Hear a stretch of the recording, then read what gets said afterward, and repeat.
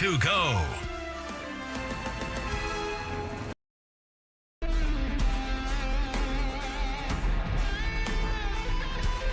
What's up, everybody? Welcome in to Gwynn Chris on this Tuesday afternoon. Tony Gwynn Jr., Chris LIVE, Matt Stravey, here with you for 4 hours. A little bit of everything today. Oh, really? Can I start with what's a little hockey? We're gonna attempt to have a little bit of everything. Attempt to have a little of everything. Okay. Because not much happening today in the world of sports. We will have some guests on today. Mark Zeigler will join us here in the 2 o'clock hour to talk a little bit of men's Aztecs. We'll have a women's Aztec representative, Kim Villalobos, will join us to talk a little bit about their season and their big win against UNLV. First time she's been able to knock the Rebels off. She was quite happy after that game. As she should be. She should. We have a Chris's Fantabulous Sports Game Show. It's a good one today. It's an especially good one. Is it can we do a not sports one this time? Maybe. Maybe not. We'll see. Maybe not. There's Scraby. We'll see. Last time that caused controversy, though, because Hungary. No, that was a long time ago. I mean, the last non-sports related one was.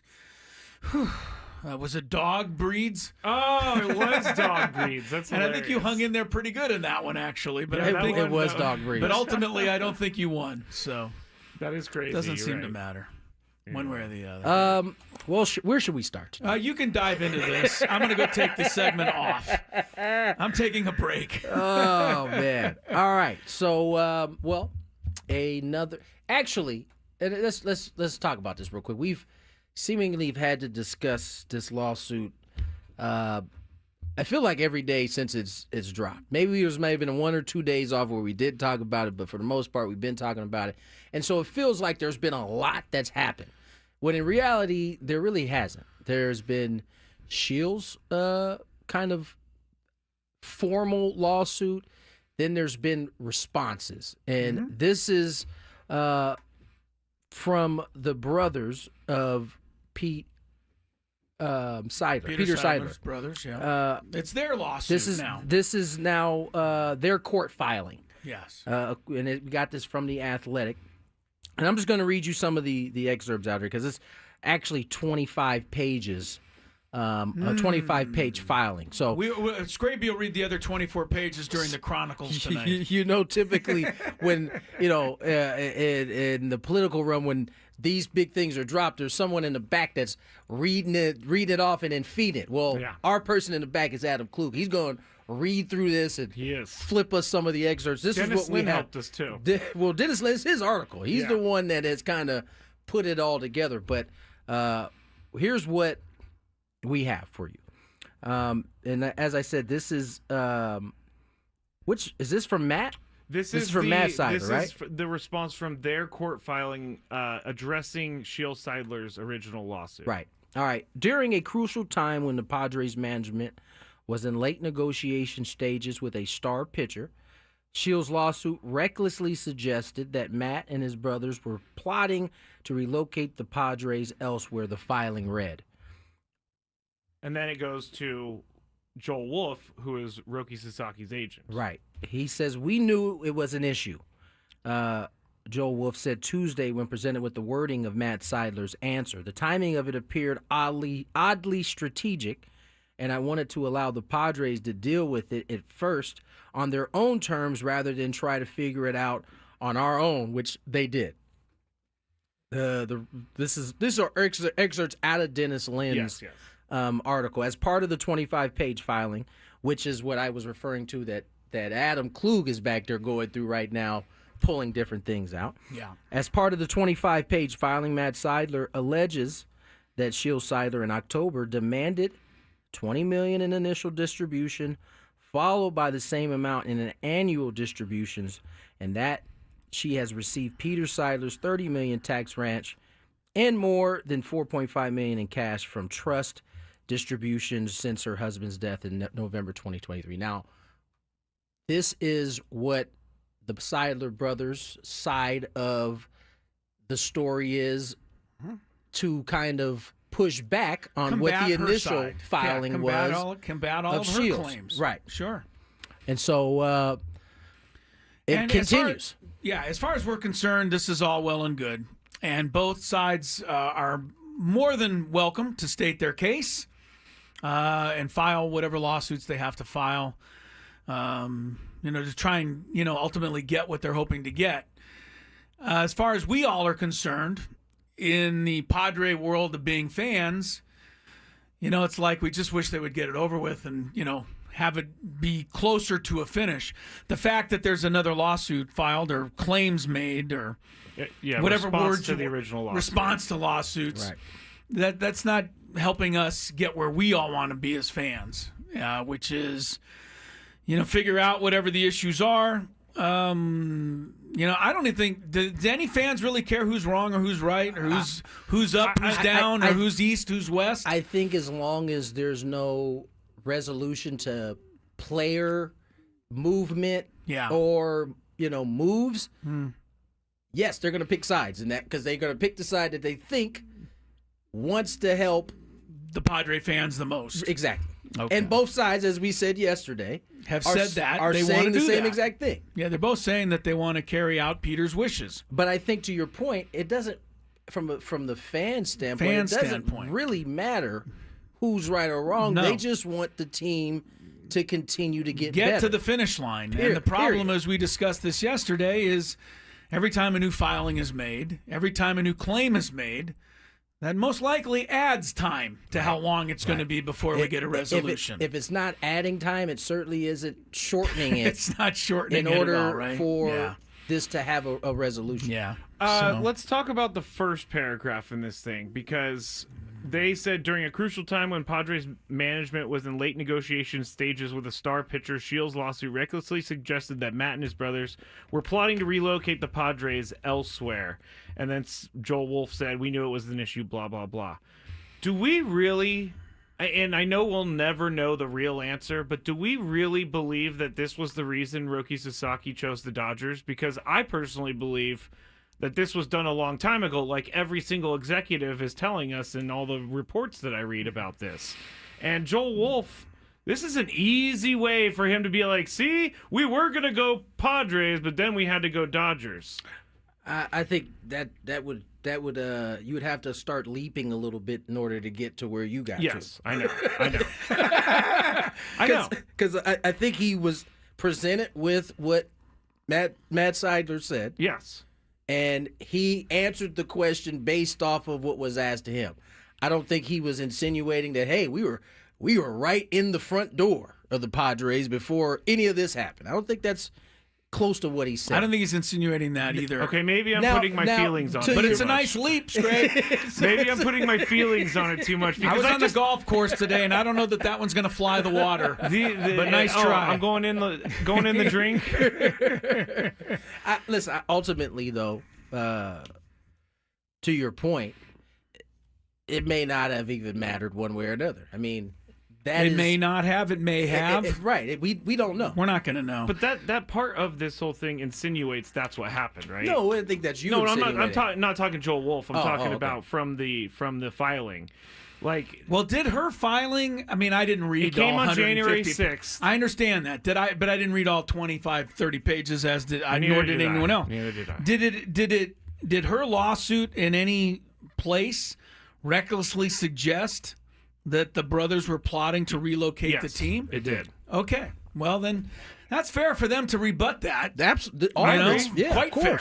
Quite fair, as a matter of fact. But as a matter of fact, if I remember it correctly, that was like one of the first things they addressed in the comments. Yeah, that's true. When it came out, When they first initially they spoke said, about "Look, it. no matter what you think, that's not true." Right. But now this is being paired with Roki Sasaki, and back on Roki again, huh? well, that's what it is. I mean, they're saying that the lawsuit recklessly suggested that they were plotting to relocate the team during a crucial time. So they're saying the reason.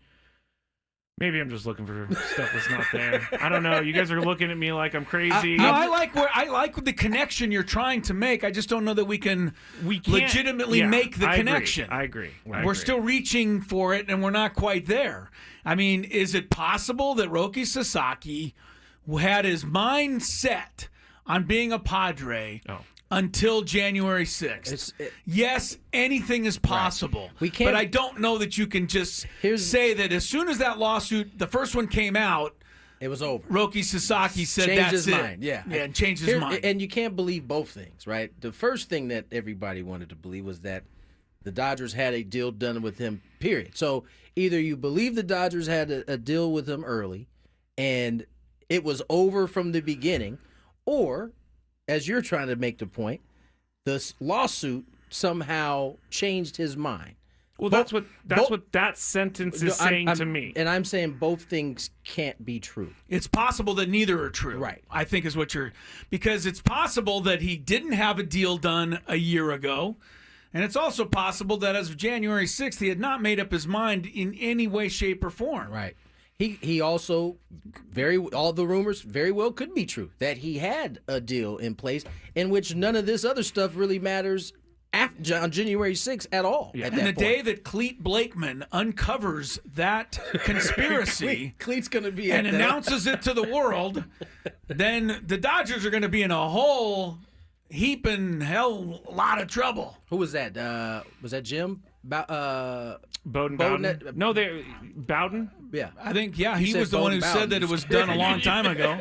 He did say it. But He was the nobody's one ever that- gone beyond right. proving anything. he was the one that first reported. And an anonymous executive said, "Give these Dodgers executives truth serum, and they'll tell you this has been a done deal for Okay, years." well then let's get some proof out there. I mean, if you're going to make claims like that the Dodgers were cheating the system that drastically, I would think you should provide a little proof to those claims. I'm not trying to defend the Dodgers here, but I don't think it's fair to make those claims if you don't have anything to back them up. What's backing that up? Well, hold that thought. Okay. We can figure out what's backing it up holding. on the other side. Just getting rolling here Look on at Gwynn and Tony. Chris. More Gwynn and Chris on the other side. Good job.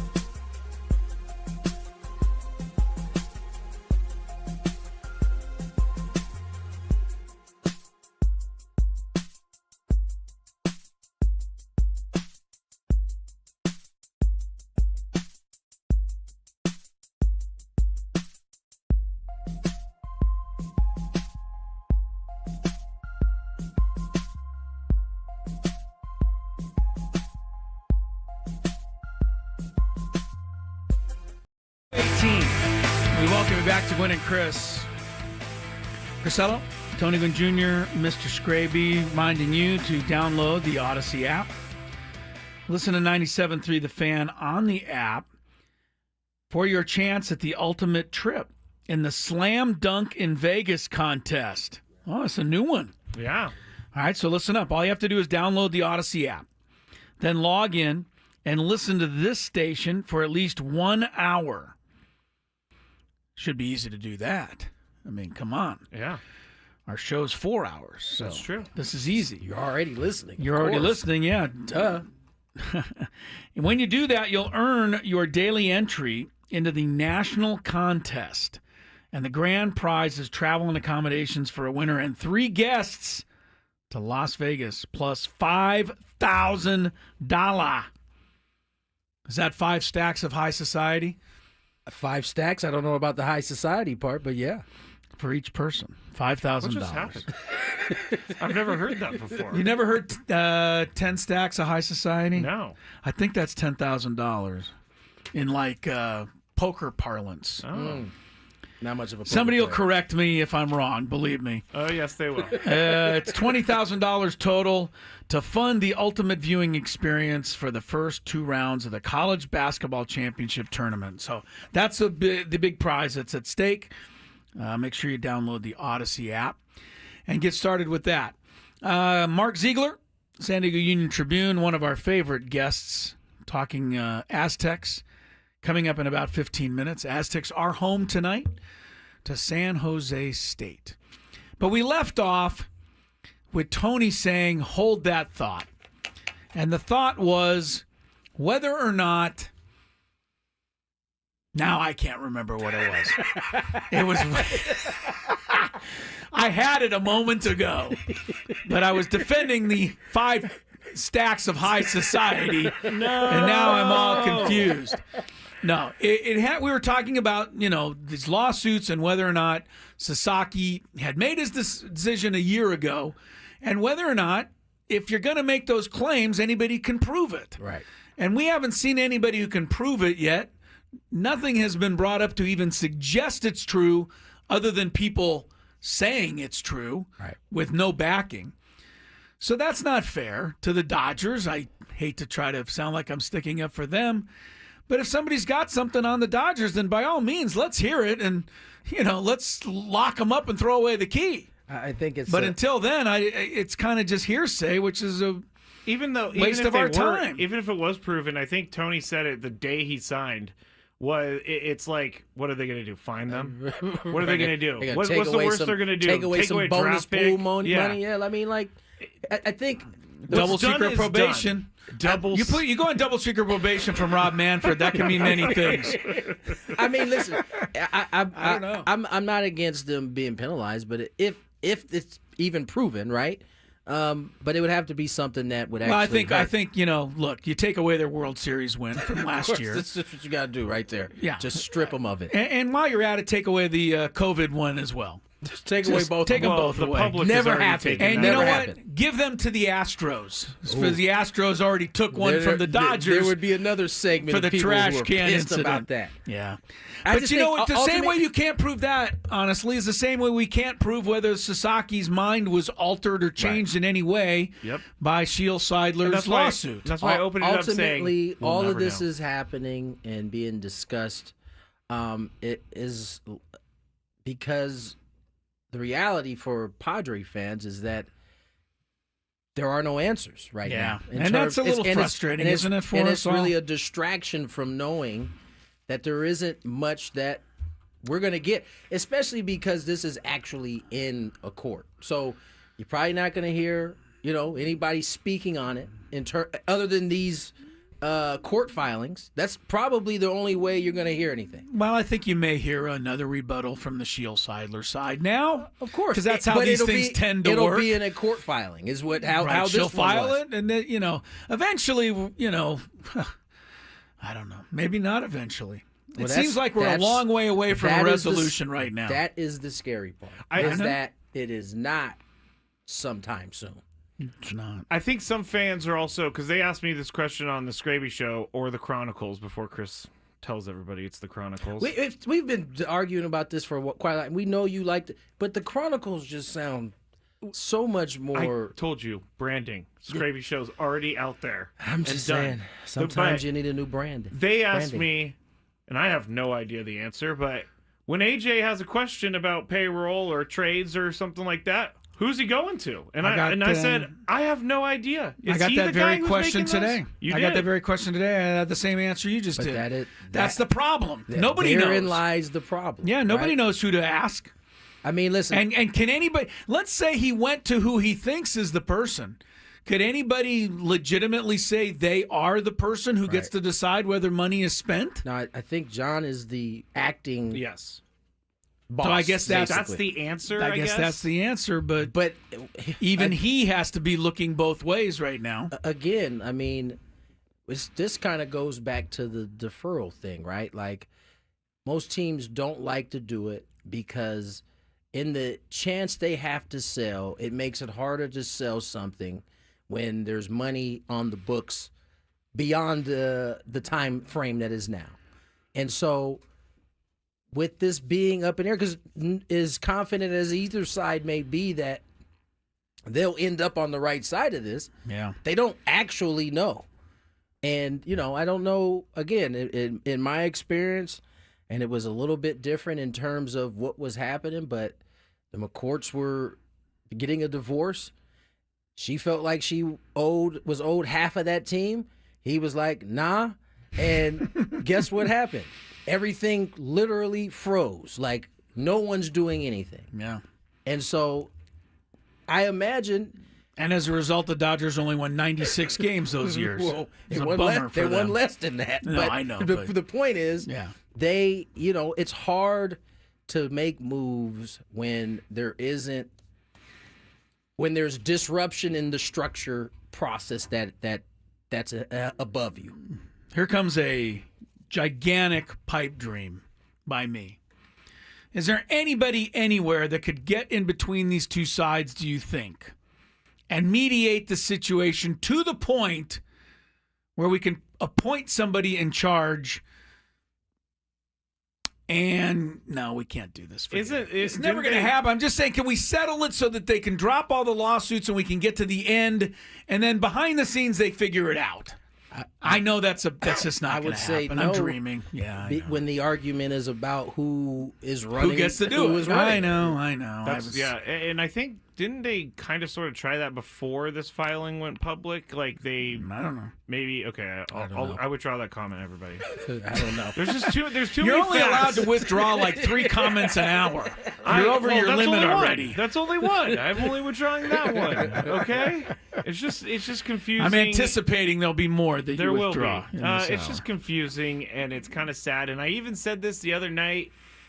I may start believing in the San Diego sports curse, because this is unforeseen. This is something that doesn't happen to every franchise. But it's something that's happened many times in the history of sports. But the Padres are going well. In all different kinds of cities. They're competing. The money's being invested. We're all bought in. We're all on the same bus. And then, boom, sports curse right in our faces. I don't know that you want to put the death of Peter Seidler under a sports curse. No. Chris, do not go there. Isn't that where That's not what I'm saying. I'm saying the lawsuit and the luck of the Padres. The bad luck. What were you about to say? Were you about to say you believe in curses? I was going to say I don't believe in curses, but, I have been in San Diego my whole life. And so I do know a little bit about what you're speaking of. There's something cattywampus in effect. It's just, we don't know how this one's going to end. As the pipe dream that Chris has, maybe it comes through for us. Maybe it does. Some miracle worker out there steps up. But right now, it's hard to be in terms of the organization and the lawsuit. But that's the sad part. Yeah. Because it was so aligned for the years that we've seen it. There has been none of these things that they've had. It's only been stuff on the field, which is a lot easier to kind of maneuver. This is above the field at this point. I think Juan Cabrillo was our curse, remember? Juan Cabrillo. That's where Juan Cabrillo. Oh, I forgot about Mr. Traded Cabrillo. in our chance to ever win a championship for good weather. Oh, hey, I got some news, guys. What kind of news you got? Padres made a signing. Well, hold that thought. We can We're explain. holding the thought again. We gotta hold the thought, man. Listen, this is 2:28. Break time. Scraby's big revelation when we come back. Also, Mark Zeigler of the UT joins us. Ben and Woods on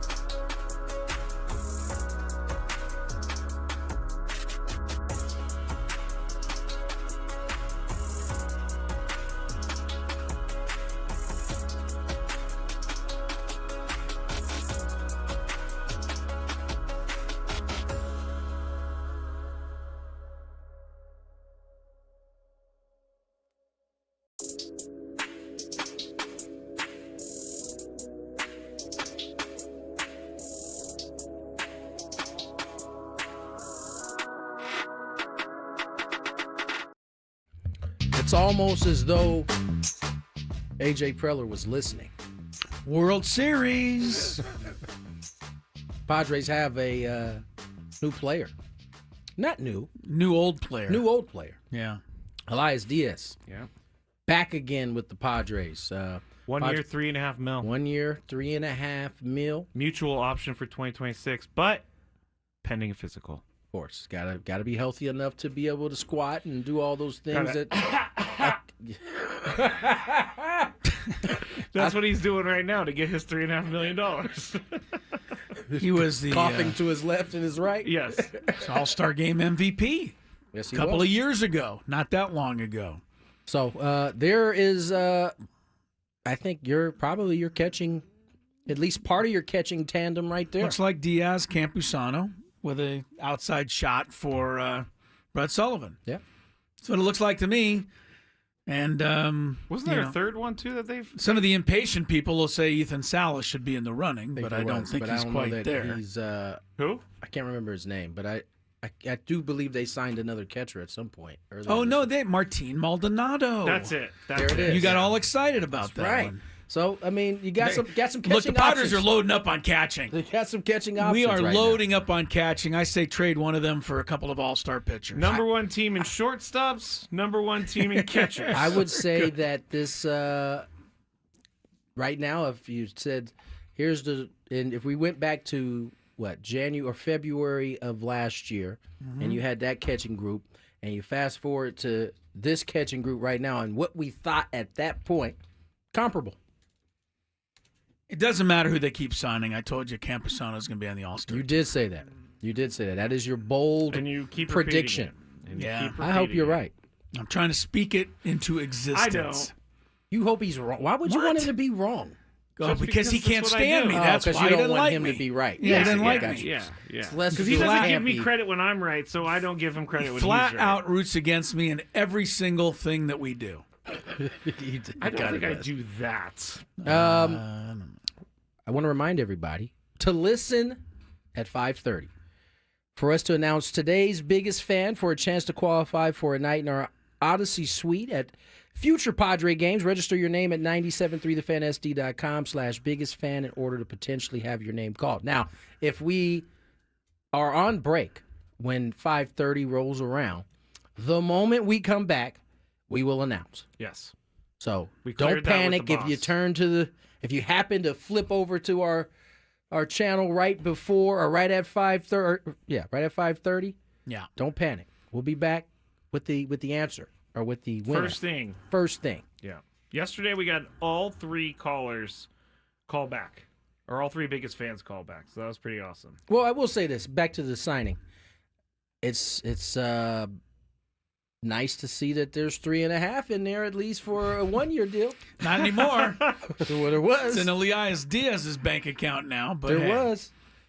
Yeah, right. Because it you was gotta- starting to. It was honestly, if I'm being honest, It was looking like we were it going was to go starting to feel like goose eggs. it was going to be nothing. Yeah, you're right. So I don't know. I don't know if that's a reason for hope or not, but certainly, again, I Chris and I have said this multiple times.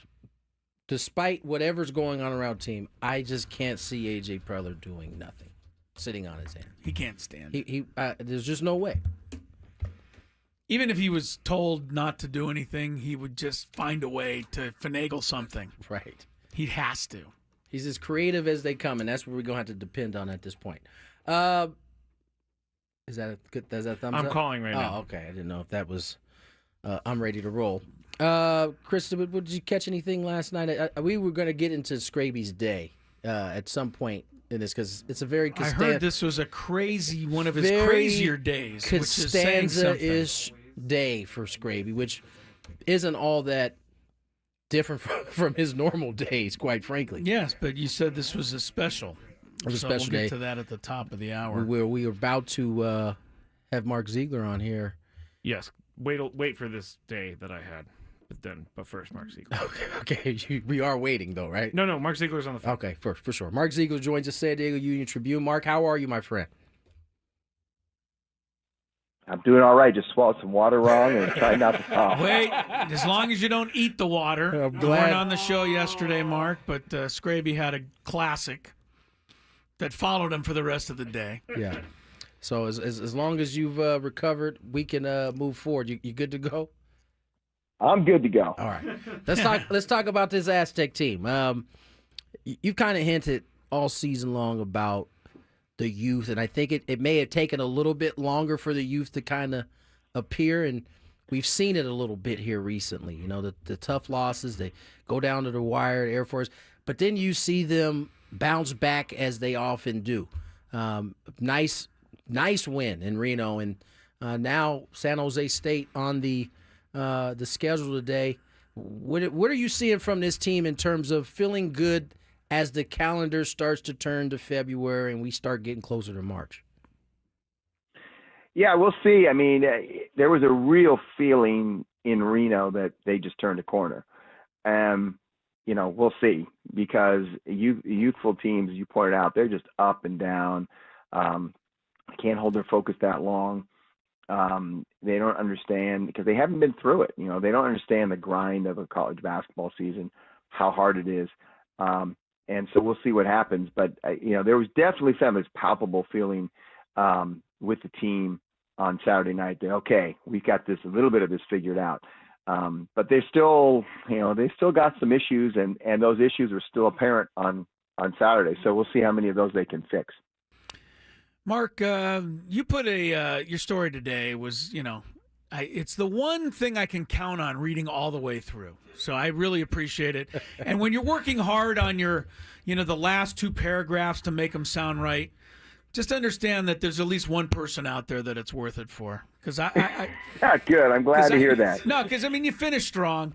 But no, he had something in there today about the Aztecs' home record. And I knew it was good. I didn't realize they were 71-6 over the last 5 years at home until this year. Now they're 6-3. So they've lost half as many games in 1 year as they did.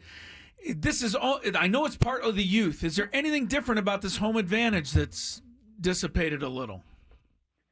No, and that's the thing what's crazy about it, is because actually I think the crowds this year have been louder and more supportive and smarter about when they cheered than they have in the previous years. I think they've been really good because, you know, remember, these crowds, these are sold out every single game. The last few years, before they made their run in 23 in the tournament, they weren't sold out all the time. They were close, but they weren't like this. It's a tough ticket now. I'm hearing just anecdotally from fans about how hard it is to get a ticket, whereas before there were always kind of tickets floating out there. You could work your way into the arena.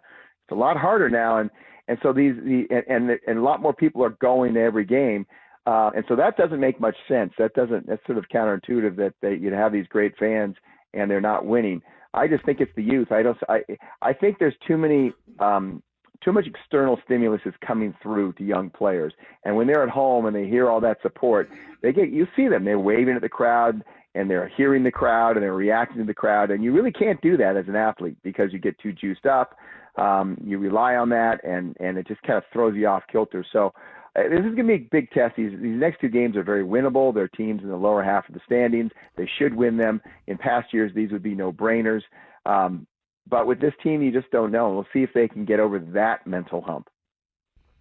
Mark Zeigler joins us here, San Diego Union Tribune. And Mark, you were talking about some of the mistakes that are still popping up for this team. One of them, at least from my standpoint, seems to be playing defense without fouling. They have found themselves a number of different times with different guys in foul trouble. You saw a little bit of it in the last game, but I mean, what do you think the plan is in order to try to avert that moving forward? I mean, you mentioned not being a youthful roster, not being able to hold their focus for long stretches of time. I mean, defensively, just one, kind of minute thing can all of a sudden have you in a bad spot and you got a foul, and all of a sudden you're looking up and you got 3 or 4 of them. Yeah, I think part of it is just the focus, the concentration thing. Exactly what you said is if you lose focus for just a split second, now you're out of position and you try to get back into position and you foul. So that's a lot of it, and most of it probably. Some of it's altitude too, and that's where you also are going to be a half step physically. And you get, and that's where the veteran teams that have worn at altitude have figured out, okay, I'm at altitude, I got to move a little bit quicker, I got to be more locked in mentally to get in the right position a little bit earlier because my body's not going to react as quickly. Because, as Brian Dutcher says about elevation, it's not your hands are on your knees and you're gasping for breath. It's just everyone looks like they're in quicksand. Everyone's a half step slow. And so 2 of these last 3 games where they've been fouling a lot, particularly in Air Force, 7,000 feet, I mean, that was a lot of it. They just were moving slow, and a guy would drive and they'd slide right into him, or they'd reach when the ball got in the post instead of being there to deter the pass.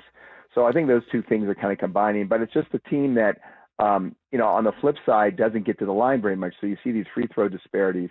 They're just not players that are built that way to drive in there, get the contact, get the foul. They're going in there to score. They're not going in there to get contact. And you've had players in the past like Jaden Ledee. I mean, he led the nation for most of last season in drawing fouls. You take that out of your lineup, and you don't have a lot of guys who can do that. So it's kind of on both ends. They're not getting the line, but yeah, they've got to cut down on the fouls. They've got to keep teams off the offensive boards, and they got to get Bird and Boyd going here like they were earlier in the season, or just really a few weeks ago.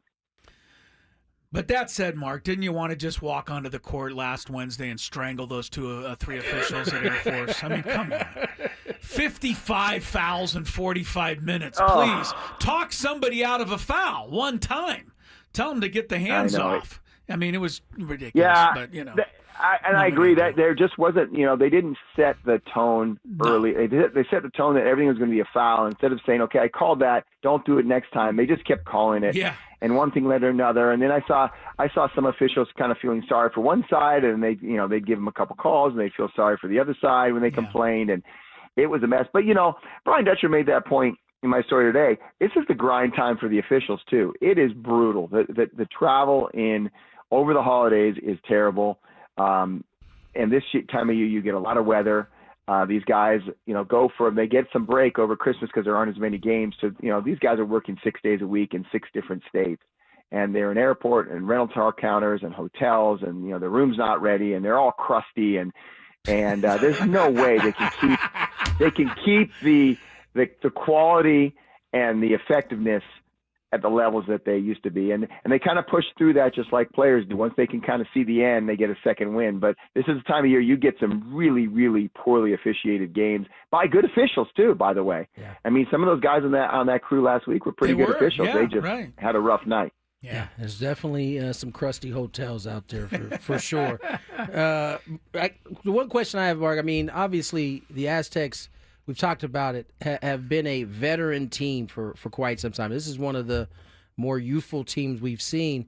A third now freshman of the week, Magoon Gwath, gets it this week. I mean, obviously this isn't a norm for very many schools in the Mountain West, but the Aztecs, in the 1 year that they've decided to kind of go young, or whether they had to or not, they seemingly have pulled in some pretty good young players that are really showing out well for this team. Yeah, and as we get towards the end of the season, people are starting to look a little bit ahead towards next year. I don't know how much the team itself is, but when you start to think about, okay, they, like you said, they probably were forced into this a little bit going young just because of the NIL, but their evaluations have been really good. Yeah. Magoon Gwath was a complete steal, and they grabbed him before he blew up, and he was going to go to a post-grad year in high school. And they sensed he was going to be a really good player and said, look, we'll take him now and redshirt him. And it turned out they needed to get surgery on his ankle. So he didn't play last year, but he's a complete steal. And then, the Farrell Compton and Taj DeGorville, really close friends, both from Vegas. They almost get him as a package deal because they both want to play together. And those guys have been really good too. And you start thinking ahead, and the biggest jumps players make in college are freshman to sophomore year because they've been through it. They understand the grind. They're better prepared for it mentally and physically.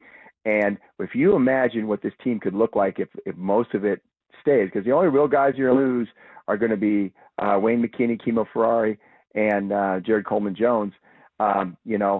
You get those guys back, add in Reese Waters, another year of all these young players. my goodness, how good could this team be? Now that's going to be the big question in the spring. Can they keep together? Do they have the NIL? Do the players want to stay together? I think they do. It's a close team, but my goodness, if you can keep these guys, in the past it wouldn't have been a question, right? But now in the NIL era and the era of free movement, it is a question. But it's kind of fun a little bit to look ahead and see what this team would look like. Yeah, Mark, this is not going to surprise you, but about a week ago, I had an extra hour to kill, and I dialed up on the DVR. Guess what? The Aztec Florida Atlantic game. I still watch it from time to time. Sorry, everybody, but I enjoy it. Move on. Can't do it. It was great. That damn right it was great. And the guy who hit the first 2 hoops for Florida Atlantic, 3-pointers by that, was Nick Boyd. Yeah. And so, I can't pick on any of these college kids, but you mentioned it a little earlier. He is in a struggle sauce right now. Last 4 or 5 games, just not shooting it well. Doesn't look as confident, not really running the offense with a lot of authority. What's he need to do to get it back, Mark? Well, here's the interesting thing about him, and Steve Alford brought this up without anyone asking him, is yes, he's struggling to shoot the ball, but he's still the straw that stirs the drink. If you see him at practice, he is the guy, again, this is dog days of the season. Nobody wants to come to practice. They've had 13 straight days of basketball for this team. They finally get a day off on Wednesday. He's the guy in practice clapping his hand. Come on, let's get out here. Let's do this drill right. Let's do this scout right. Hey, let's do this. He's the guy pulling the huddles together and rallying the guys. And this is the guy who hasn't been shooting it very well. But Steve Alford said something that was really interesting to me about, when he was asked about why his team is struggling despite having so many older players.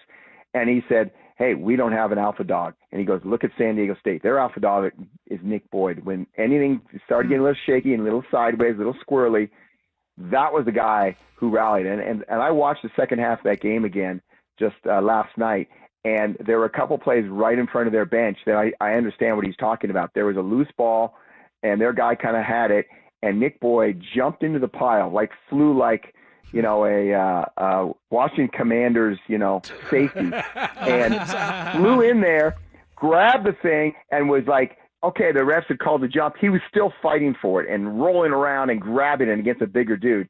And that's the kind of stuff that gets teams fired up, and it's just unspoken how much he has helped them. And no matter how many points he scored, I'm just telling you, being around the team this much, they would not be in the position they are in without him and his leadership. He's a born leader. I mean, I think he'll make an incredible coach one day if that's what he wants to do. But those kind of plays, diving for a loose ball or getting the team together, rallying them, making a pass. He wasn't shooting. He had 6 assists. He found a way to contribute. And I think that's just invaluable. And he just needs to see a couple shots go in because he's a really good shooter. And I think it's coming here. We saw it a little bit in the second half against UNLV in a loss. He got going a little bit, but I think it's coming. But it doesn't really matter if it comes or not. He's still maybe the most valuable player on this team.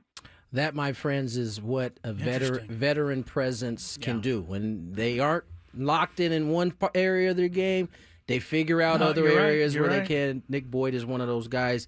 Mark, as always, man, appreciate you coming on, spending some time with us. Yep, we'll talk to you guys soon. Next time, T, I gotta tell the story about a moped. Okay. Man, just remind me about the moped. I'm going to do that. It's just a policy kind of question. I know right now Chris is shaking his head. I know I can see it through the radio. Going, uh-oh. I want to hear it. We're going to tell the moped story. We can just have you in the 3 o'clock hour if you want. I don't know if I want to wait. Next time. No, next time. We're going to keep just remember it, T. You're going to love it. All right, definitely. All right. Thanks, you, Mark. Thanks, Mark. Mark Zeigler, Union Tribune. Can't wait for the moped story. Can't wait where that goes. Aztecs in action tonight. Tonight, San Jose State. 7:40. Game moved from 8 p.m. to 7:40. Yes, make sure you get the update. Did you know that they moved up the national championship game 30 minutes this year? I didn't know that it started at 6:20 Pacific. Last year or 2 years ago? Now it's going to be 8:50 Eastern, so they're going to move it up 30 minutes, which I think is a good important idea. for Aztec fans to know when that championship game is exactly. going to be. That's why I'm bringing it up, in case Chris. we're in it again. And I'm just joking, everyone. I get a lot of hate when I give Chris a hard time about the Florida Atlantic game because I did make I don't fun care. of I'll him. go watch. I'll go home tonight and watch it again. It doesn't matter. You can never deter me from watching that game. Well, I got a lot of hate Ever. because I made fun of you for crying after they beat Alabama. You deserved heat for that. That was ridiculous. I mean, he was crying. So what? So what? He was like, I just don't know what to say. That- I did you not know say what? that. I That knew is- what to say. I was just that happy. That's just the love of sport that he I was has like, there. are you crying? Such a jerk, dude. You are. This is why those things happen to me in my life. Yeah, this is exactly Yeah. why. As a matter of fact, we're going to get into that here Ugh. next. More Gwynn and Chris, Costanza, Scraby, next.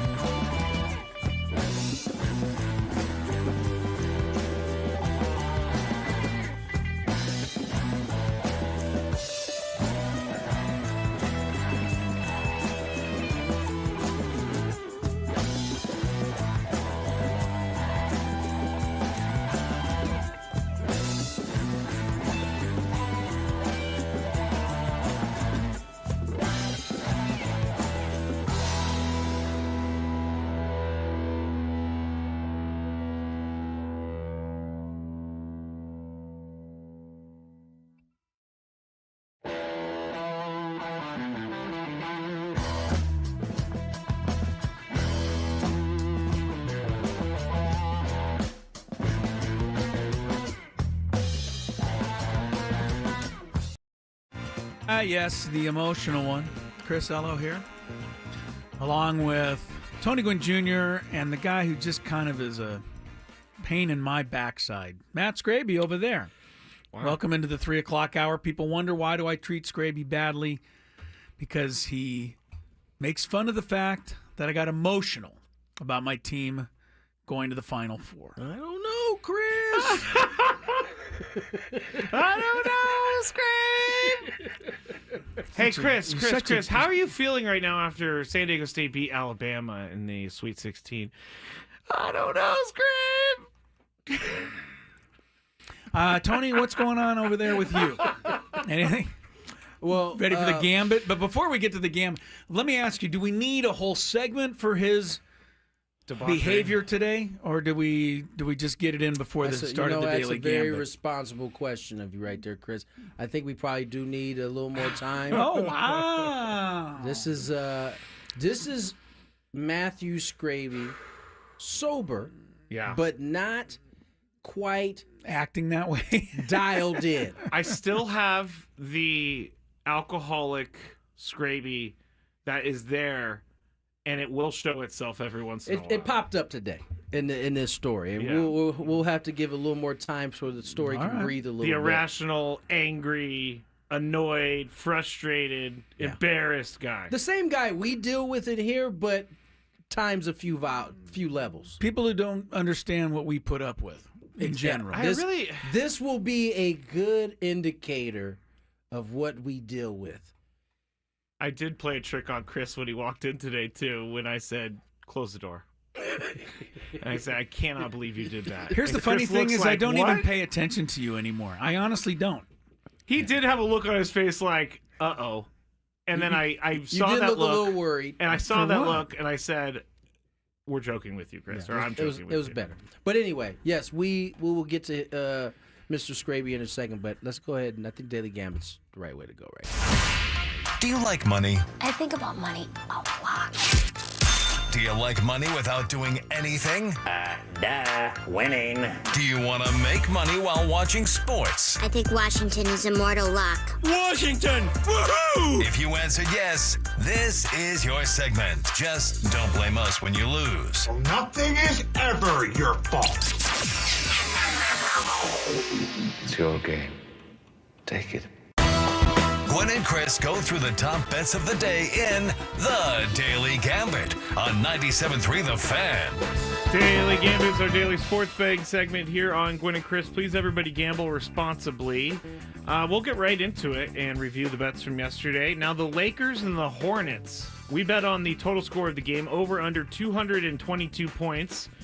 It looked like it was going to go that way for a while with the Lakers scoring so much, but the game actually ended up being a close game. 112-107, the Lakers win. However, Chris and I said over, and Tony said under, and Tony was correct. There was only 219 points scored in that one. It would have gone over, but LaMelo got hurt. So he did get hurt. I think that ankle thing again. Yeah. Anthony Davis had, 42 and 23? It was quite nice. That is crazy. He had 20, though, in the first, so he kind of he slacked had off. 21 and 11 in the first. He was on pace for 84-44. 23 rebounds. He slowed down. Denver, minus 9.5 at the Bulls. Chris and Tony chose the Bulls. I chose the Nuggies. Bulls won handily. 129-121, Chris. Yeah, well, they, every 7 games, they shock somebody, and then they go back to their normal ways. I called that one, too. Yes. Yes, you did. Mm-hmm. Good job. Clippers, minus 1.5 at the Phoenix Suns. Chris and I chose Clippers. Tony chose Phoenix. Suns win 111-109. Not a good day for me. I'll just let everybody know that right now. Who scored more points in their game? Cade Cunningham of the Pistons or Jason Tatum of the Celtics? We all went Cunningham. Cunningham had 22 points. Jason Tatum had to have had more, right? Nope. He did not. 19. Yeah. So we won Cunningham wins that one. Now the delusional ones, UCLA, minus 1 at USC last night. Chris chose USC. Tony and I chose UCLA. UCLA wins by 6, 82-76. Oh, now the the Mick Cronin speech is starting to take hold. It took a little bit to settle in. It had to kind of work through the crevices a little bit. Now he thinks he's really smart. It's in there. Yeah, all of a sudden. Final bet we made, South Carolina women -11.5 at Tennessee. We all chose South Carolina. South Carolina did win, but they did not cover the spread, 70-63. So we lose that one. All right. So Tony was 5-1. Wow. Scraby and Chris were 2-4. Wow. So already that early in the week, Tony has a 3-game lead. That's big. Yeah. Don't blow it. We got some work to do here. That's big. Scrape. Yep. All right, here we go. For tonight, college basketball. St. John's is at Georgetown. Now, there was a time in my life, probably before your guys's, where a St. John's Georgetown game would have stopped the sports world. Really? Yes, it would have. The biggest thing for going. sure. Patrick Ewing, Chris Mullen, Oh, Chris Mullen with St. John's, huh? Lou Carnesecca with the sweater, John Thompson wearing a sweater to make fun of Lou Carnesecca. I mean, it was a big deal. It's not so much anymore. Man, it was the last big St. John's Georgetown might have been like Felipe Lopez and Allen Iverson both in that same. That was like when I was in high school. Yeah, they had some massive duels. Tonight they'll play in the relative silence of college basketball with St. John's on the road favored by 5. I'll start with you, Scrape. St. John's on the road favored by 5. Georgetown is better this year. Remember, I think was it last year they went like 1-28. Yeah, and I was like, this is one. Georgetown. What's happened? I have no idea. I'm just going to go with G-Town as G-Town? as So Jim somebody Rohn else would say. Okay. As someone else would say. G-Town. Do you think he ever mentions you on his show? Never. Then stop mentioning him on yours. Boom. Jeez. Take that. End of We met him that discussion. one time, and he was very nice. I don't recall it. We were at the car dealership. Who's this? Jim Rohn. Oh, yeah. It was a meet and greet. Yeah. He was at the car dealership. Yeah. I But don't we even broadcast recall him there. saying hello. Yeah, he did. He definitely did. He came over and sat with us for a 100% second. he did. Wow. Man, what you got against Jim Rohn? Take it back. I'll take, just because of that, I'll take St. John's. Isn't Rick Pitino is Rick the Pitino coach there? of St. John's. Yeah, give me St. John's. St. John's as well. St. John's. All right. Also college basketball tonight. Our old friend, Lamont Butler, takes his Kentuckians into Tennessee. Kentucky's been slumping of late. They'll take on the Vols at Tennessee, favored by 11. Now, I'm first. Tennessee is favored by 11? Absolutely. Okay, They're a top 5 team in the nation. Just making sure. Kentucky is not. But I'll take Lamont Butler to help me here. Kentucky plus 11. It's a lot for Kentucky to get. That is. That's why I was double-checking. I think Scraby's next. I don't know if we're in the right order, but What do you think if I asked Lamont Butler? If I asked Lamont Butler, is it crazier in the SEC or at Viejas Arena? What do you think he would say? I don't know. You'd have to ask Lamont. you'd have to ask him because the Viejas has a pretty good home court advantage. That's what I'm saying. It'd be interesting to hear what he's saying about the travel in the SEC as opposed to going to altitude and all of that. And he that plays they have for to do. Kentucky. He might be now. the best. He might be the most in shape person on that Yeah, team right. because playing in the altitude for the last 4 years. And Kentucky has money, so he has a much better travel setup. I'm going to go Tucky. Kentucky has more money, so he's got a better travel setup. It's true. I don't think they have any Grand Sierra resorts in the SEC. Scrape. No. Tony, who do you like here? You going with Lamont or are you taking the smart money here? No, I'm going to take Tucky as well. All right, we're all going Tucky. Aztecs are 14.5 at home tonight over San Jose State. Tony Gwynn Jr. You said 14 and a half? Aztecs. I did. Scraby? Aztecs. Yeah. They hopefully Zeigler said they felt like they turned the corner in Reno. Find out tonight. I'll take the Aztecs as well. Lakers at Philadelphia. Ooh, back to back. 4.5 points. I put this in here because I think this is a gimme. Who's got 4.5 points? Lakers are giving 4.5 points to the Sixers, who are awful unless Embiid plays. Embiid's not playing. He's not playing. Paul George is not Paul playing. George is out. Tyrone Maxey is a one-man show. He's the only man. Yeah, I got to go Lakers here. Tony? Oh, Lakers. Lakers. Tell me, does LeBron play back-to-backs? C. Okay. I'll go Lakers. LeBron, man, you can, get on his case all you like, Scrabe, but he posts, as the saying I'm not goes. quite sure about that, but How many games does he miss a year, Tony? Like 3? LeBron? Yeah. Yeah, he don't miss much. 5, maybe? I mean, these 5 other at guys the all most. miss 15, 20 games. Look it up. I'm looking. Look it up, you hater. I'm You're looking. just I'm not a looking- hater. You're I'm just- looking for bad stuff here. Giannis, 31 Last and a year he half. missed 11. The year before that he missed 82 minus 55. What's that? He got hurt that year. Seriously, he played Oh 55 yeah, because games. 82 my. Oh yeah, I got you. He also missed. Anyway, 27. All right, Giannis, he's 31 missing games, Chris. Giannis, 31 and a half points Hater. tonight at Portland. Scraby? Giannis, Over, under? I'm gonna go over because he always proves me wrong. Portland's playing a little better, so Giannis will need to show up tonight. Over. Tony? Over. Chauncey Billups is the coach in Portland. Yes, he is. I mentioned that. Warriors tonight. Steph, 4.5 threes. Does it matter who they're playing? Home against Utah. Scraby? I'm gonna go over. Over. Anthony? Ooh. 4.5. Who are they playing? Utah. Over.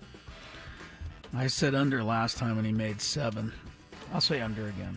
All right, Daily Gambit's in the books. Next, as if we don't do it enough, after traffic, we'll make fun of Scraby. No, we will be talking with Aztec women's basketball player Kim Villalobos. That's right. No, we got to put you off another segment. That's fine. I was just making sure it's 3:15, not 4:15. No, you're right. Okay, You're all right. All right. Well, we'll be talking to her when we get back. I'll have to hold up on you, Scrabe. That's fine with me. Hopefully, you guys forget. No, we won't. From the 855.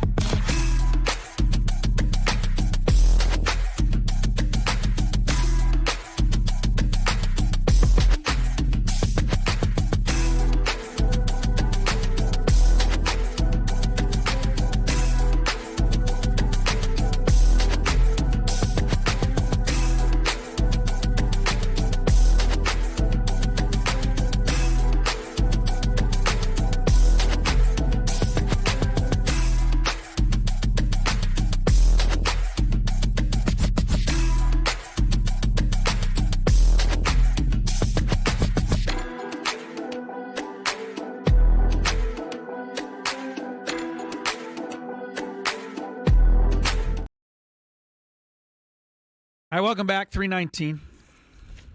Chris, Tony, Scraby, Gwynn and Chris, 97.3 The Fan. If you were with us yesterday, we played the outstanding call at the end of the Aztec women's basketball game. I don't know where you found that, Scraby, but that guy's pretty good, whoever called that winning shot. I gave it a 4 out of 10 on the Rate the Radio scale. You're not nice. Hater. Aztecs women knocked off UNLV. Big win over the weekend.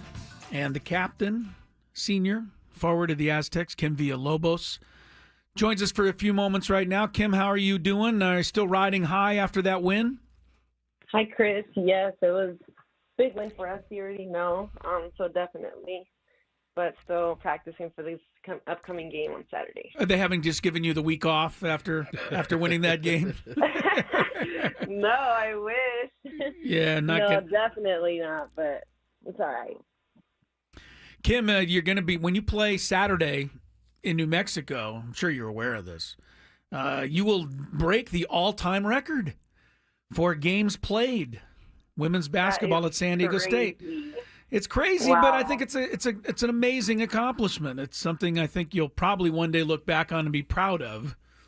142 games in a uniform for the Aztecs. So when you started, you'd have never thought you would have got to here. No, I mean, I wasn't even thinking about, I couldn't even, comprehend, just being in college and being a freshman and being like, oh, my gosh, I'm at school for free, just little things. And then now I'm like, oh, shoot, 100, how many? 30? I don't even know, but it's crazy. 142. Nobody's counting, but that's how many it is. Kim, I wanted to ask you about your freshman year. You guys all only ended up playing 24 games. Obviously, COVID kind of took effect. You guys played back-to-back conference game at one site. You had to go through the COVID kind of testing and the positive. What do you remember about 2020 as it pertains to your freshman year playing basketball? Yeah. Oh my gosh.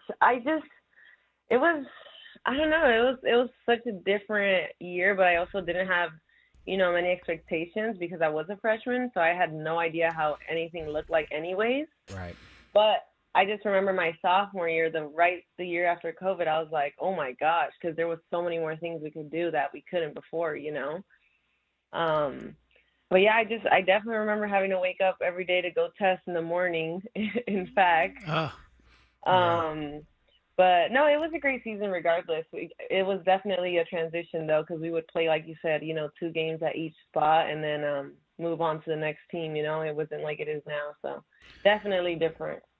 Kim Villalobos is with us. The Aztecs beat UNLV, and that is something you had not been a part of in your career. I think you'd been 0-9, and they knocked you out of the finals last year and the year before the semifinals.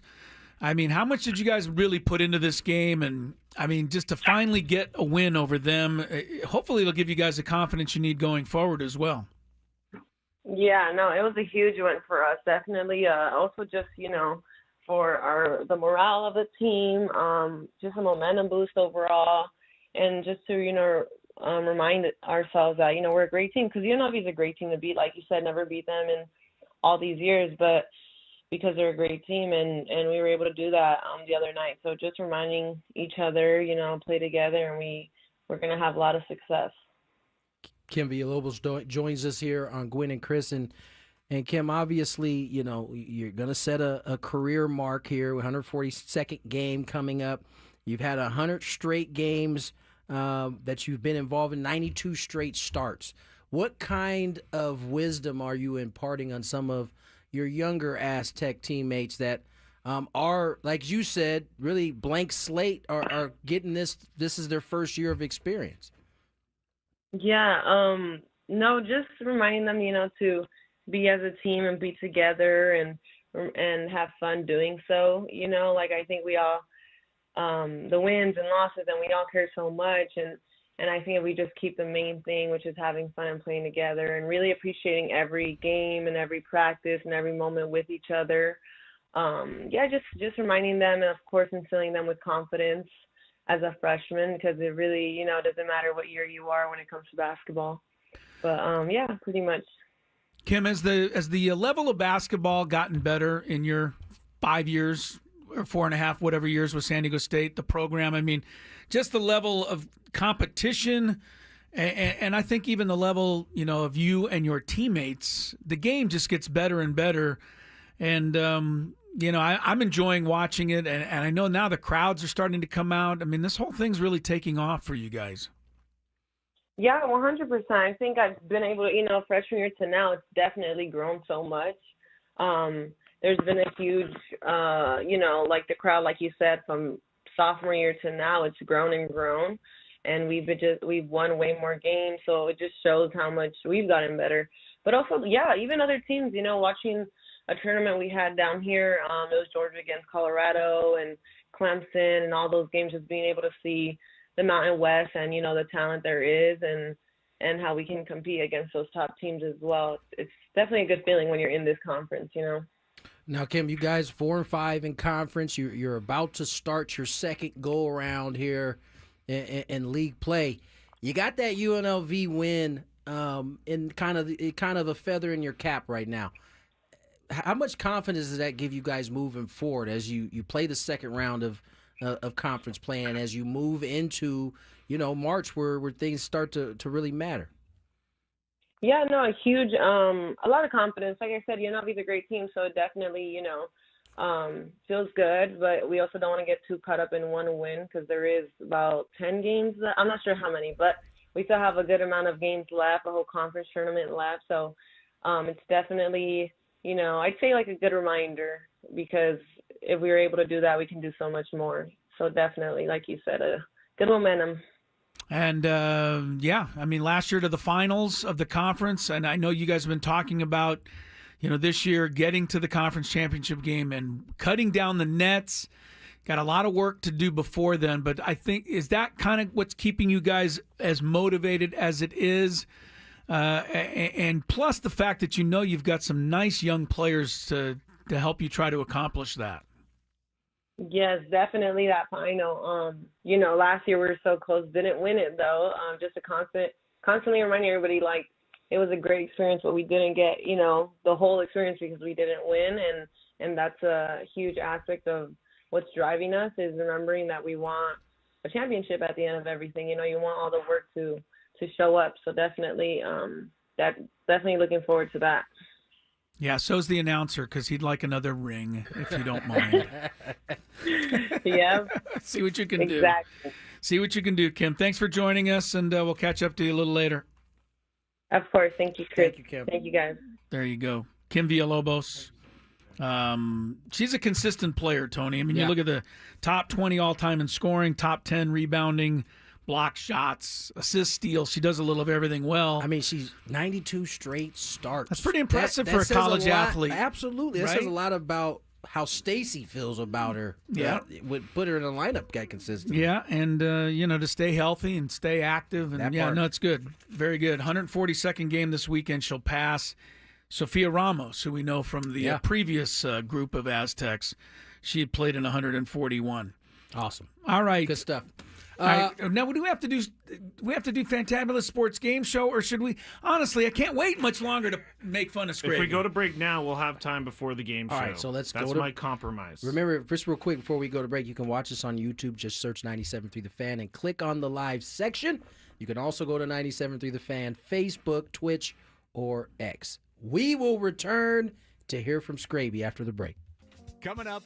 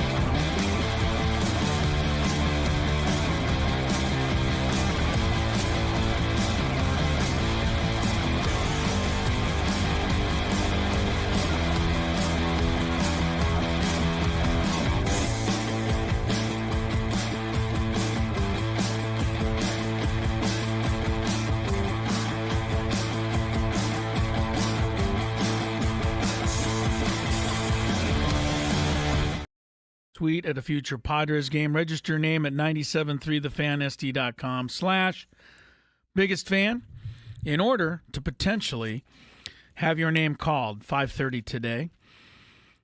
Also want to remind you, if you love Mediterranean food, try Spiro's, authentic Mediterranean cuisine, Coronado, La Jolla. Dining, takeout options, spiroscuisine.com. Chris, Tony, and Costanza over there. After, well, I can't wait to hear what he did today. But I got to wait one last second so that we can get to some traffic. I don't have to wait a second. No, I didn't communicate this, so this is a me thing. All right, well, tell us what you did today to earn Costanza's status. I was good. Yes. Or do you want Tony to tell us, Scraby?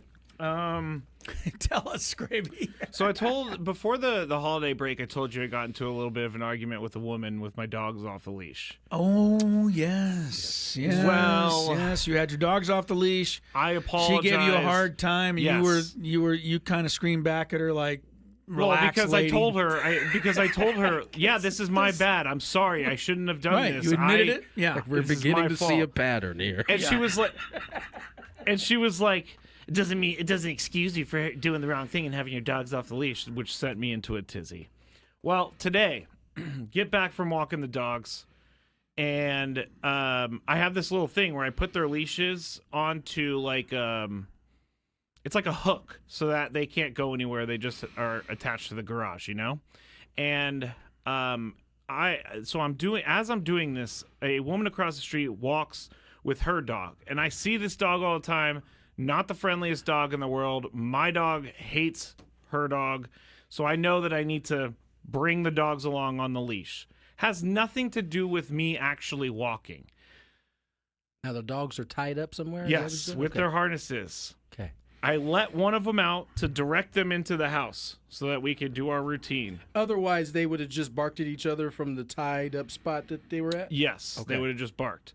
So I'm doing that, and I push her inside, and she usually just runs right inside, and there's no problem.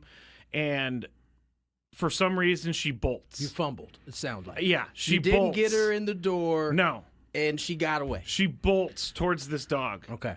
And this woman looked so scared, like Godzilla was chasing her or something like that. It was over the top scary. It was like,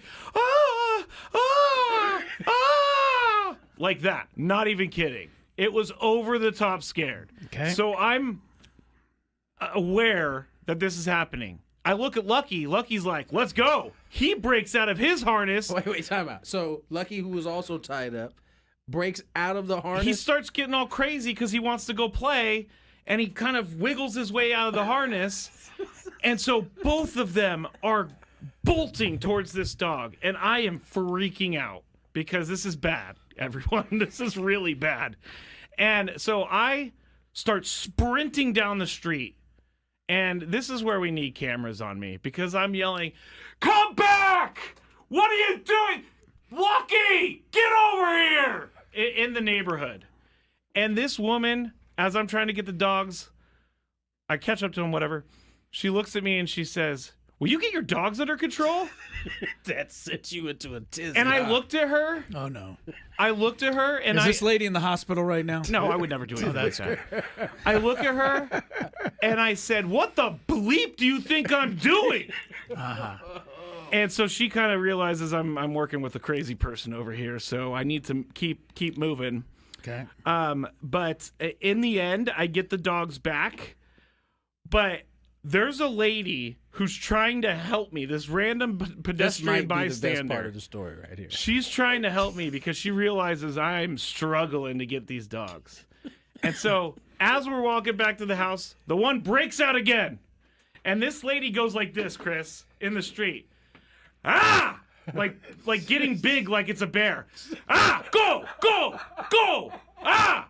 Just like this, like trying to scare the dog and getting big like a bear. To try to get the dog to stop running away. And guess what? The dog looks at her, cocks the head a little bit, and is like, "What in the heck is this?" Yeah. And she turns around and she starts walking home, but this lady's in the middle of the street going, "Go, get, hey, go, bear." The lady knew what she was doing. Screaming. Oh, This first all of all, happened in the street. by the First way. of all, I had to remind Scraby. Scraby, you are no longer Matthew Scraby, like behind the boards, no one knows who you are. I was like, it would have only taken a phone to be out when you told the lady, "What the bleep do you think I'm doing?" For you to look like an absolute psychopath. I know. And You sound like one anyway. right. That means anything to I you. mean, I'm screaming, running down the street at the dogs. This was a scene and a half, Chris, and there were so many people I get you. outside, I and get you, man. it really angered me. And this lady sent me over the top, even though it's my fault. I noticed there's a pattern here. Like, when you fumble or kind of incite a situation and someone calls you on it, you kind of don't like it. Well, because I'm clearly like trying to get the dogs. It's not like I'm standing there watching them like jump on her. But it sounded like you were committing this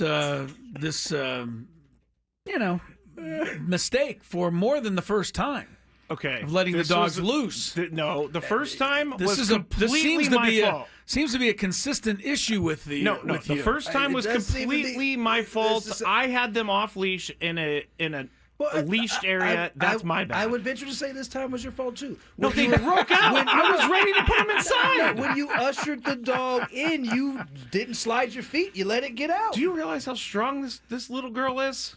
She's about is not even 60 Lucky. pounds. No, Lucky is the- 100 pounds. I carried Lucky home because he wouldn't come. You got to get yourself a dog you can handle. Apparently, That's a great call. It's a great call. You know, if you got a vehicle that's too much muscle for you, you got to give it up. I can handle my dogs. Apparently not. This is twice now where you've yelled at somebody because your dogs. somebody have else gotten has loose. come into physical danger because of your inability to keep your dogs under control. The lady may have had a bad experience with dogs. Yeah, I get a little upset with people that are like I get that dogs can be scary, but you know, I'm not gonna be like, "Hey, can you get your dog?" While the person's like, "Oh my God, I'm so sorry. Come here, come here." It's like, "Hey, get your dog." Like, what? What was the point of that? Like, what is the point of that? If was it a little dog that the lady was concerned about? No, it's a 60-pound. Okay, so I have Lucky. He's my Because that dog. matters. I mean, we have a very little dog, as Yes, you know. yes. If a big dog breaks loose and started running at our dog, it would be irresponsible of me not to pick how our big dog was her up. dogs? It would be irresponsible of me to leave her down there just in case the big dog actually does attack. I would Wait, have to be I'm very confused. careful. The question is, how big were her dogs? How Oh, big? her dog was like, I would say like 40 pounds, 50 pounds. Like not a small dog, Okay. but not a huge dog. No, what you I was felt like saying she is was with my overreacting. small dog, if she's in harm's way, I have to move her. Right. She's too Yeah, I little don't to think- defend herself. I don't think she could have picked up her dog. I think it was too heavy. But the dog was fine. They were fine. They just wanted to play. And I understand that people don't know that. I'm not saying that she should know that. Yeah, What I'm saying they is don't. People show don't a know little that. class. Not class. I'm the one without class. I think you're going the wrong Show way a with little this. grace, please. Grace is the right word. And realize that I am losing my mind, embarrassed, sweating, angry, and you're gonna ask me, "Can you get a Maybe she hold of your didn't know dogs, that please?" you were embarrassed. Maybe she thought that you were like, oh well, I'll get the dog. No, No, she I didn't thought was. that. I'm not that boring of Well, a. we know human that. being. She didn't know that though.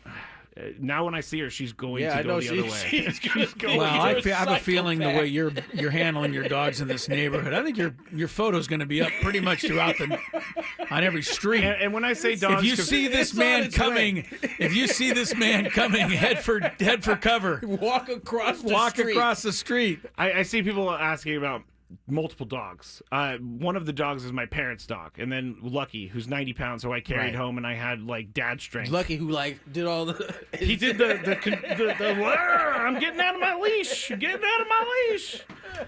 And he loves it. Also, I'm screaming this is the last thing. I'm screaming their code word for a treat, which is touch. Like touch. And then they'll come running and they touch my hand and I give them a treat. Touch! That wasn't working. Touch! It wasn't working. Nothing working. I'm just a crazy Like, person. why is this idiot yelling touch across the Did you try tippy toe, tippy toe, tippy toe? What is that? That was George Costanza's secret word for Jerry Seinfeld. If somebody was coming, when they were trying to create some sort of. Jerry was trying Get to out do of there. something. Yeah. I George see. was the watchman, and George said, "If And they were like, what should be the word? And George's like, I don't know, tippy-toe? And they're like, that's stupid. But as it turned out, somebody was coming, and George comes around, tippy-toe, tippy-toe, tippy-toe. That sounds like you. Yeah, for sure. And this is just. Do we have time? No, we'll hold off on this Fantabulous Sports Game Show. I think we have an opening at 5:30, if I'm not mistaken. Sure. We can do that later. I think we can fill a little time with what the Dallas Cowboys did today. What did they do? They hired a new defensive coordinator. Mr. Eberflus. I mean, really? I like this move. How could anybody possibly like this move except for the Eberflus family? Because there can't be a Dallas Cowboy fan on earth that is thrilled to have this guy coming into the organization. I don't know how you can. How do you even sell this to anybody? Any hope as a Dallas Cowboy fan. No, okay, so when the Bears fired Matt Eberflus, their defense was decent. Because he was their defensive guy, he was their guru. After he left, their defense was decent. Yes, please. Their defense was decent. And then after he left, their defense was garbage. And he was with the Ravens, before he became the head coach of the Bears. And so you could say, well, he was a genius with the Ravens. I can say that no matter what he did before he was a head coach, and no matter what he did after, he is not a genius. This man cannot react or handle any kind of stressful situation. I cannot believe that you would. I mean, he went out under the most embarrassing of terms as just about any coach ever has. I mean, the Thanksgiving Day game was on TV what was for his nail in the coffin? everyone to see. He was with the Colts. He was with the Colts, not the Ravens.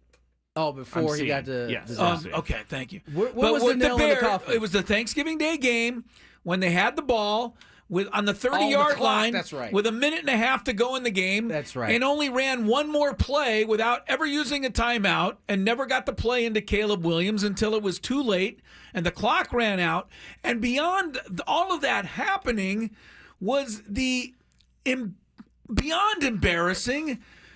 I would do the same thing again. That's right. You've got to be kidding me. That apparently had the players fuming in the locker room. It would have had to. How can you honestly turn over an entire... Like, Micah Parsons is not an idiot. No. I mean, now I got to listen to this guy?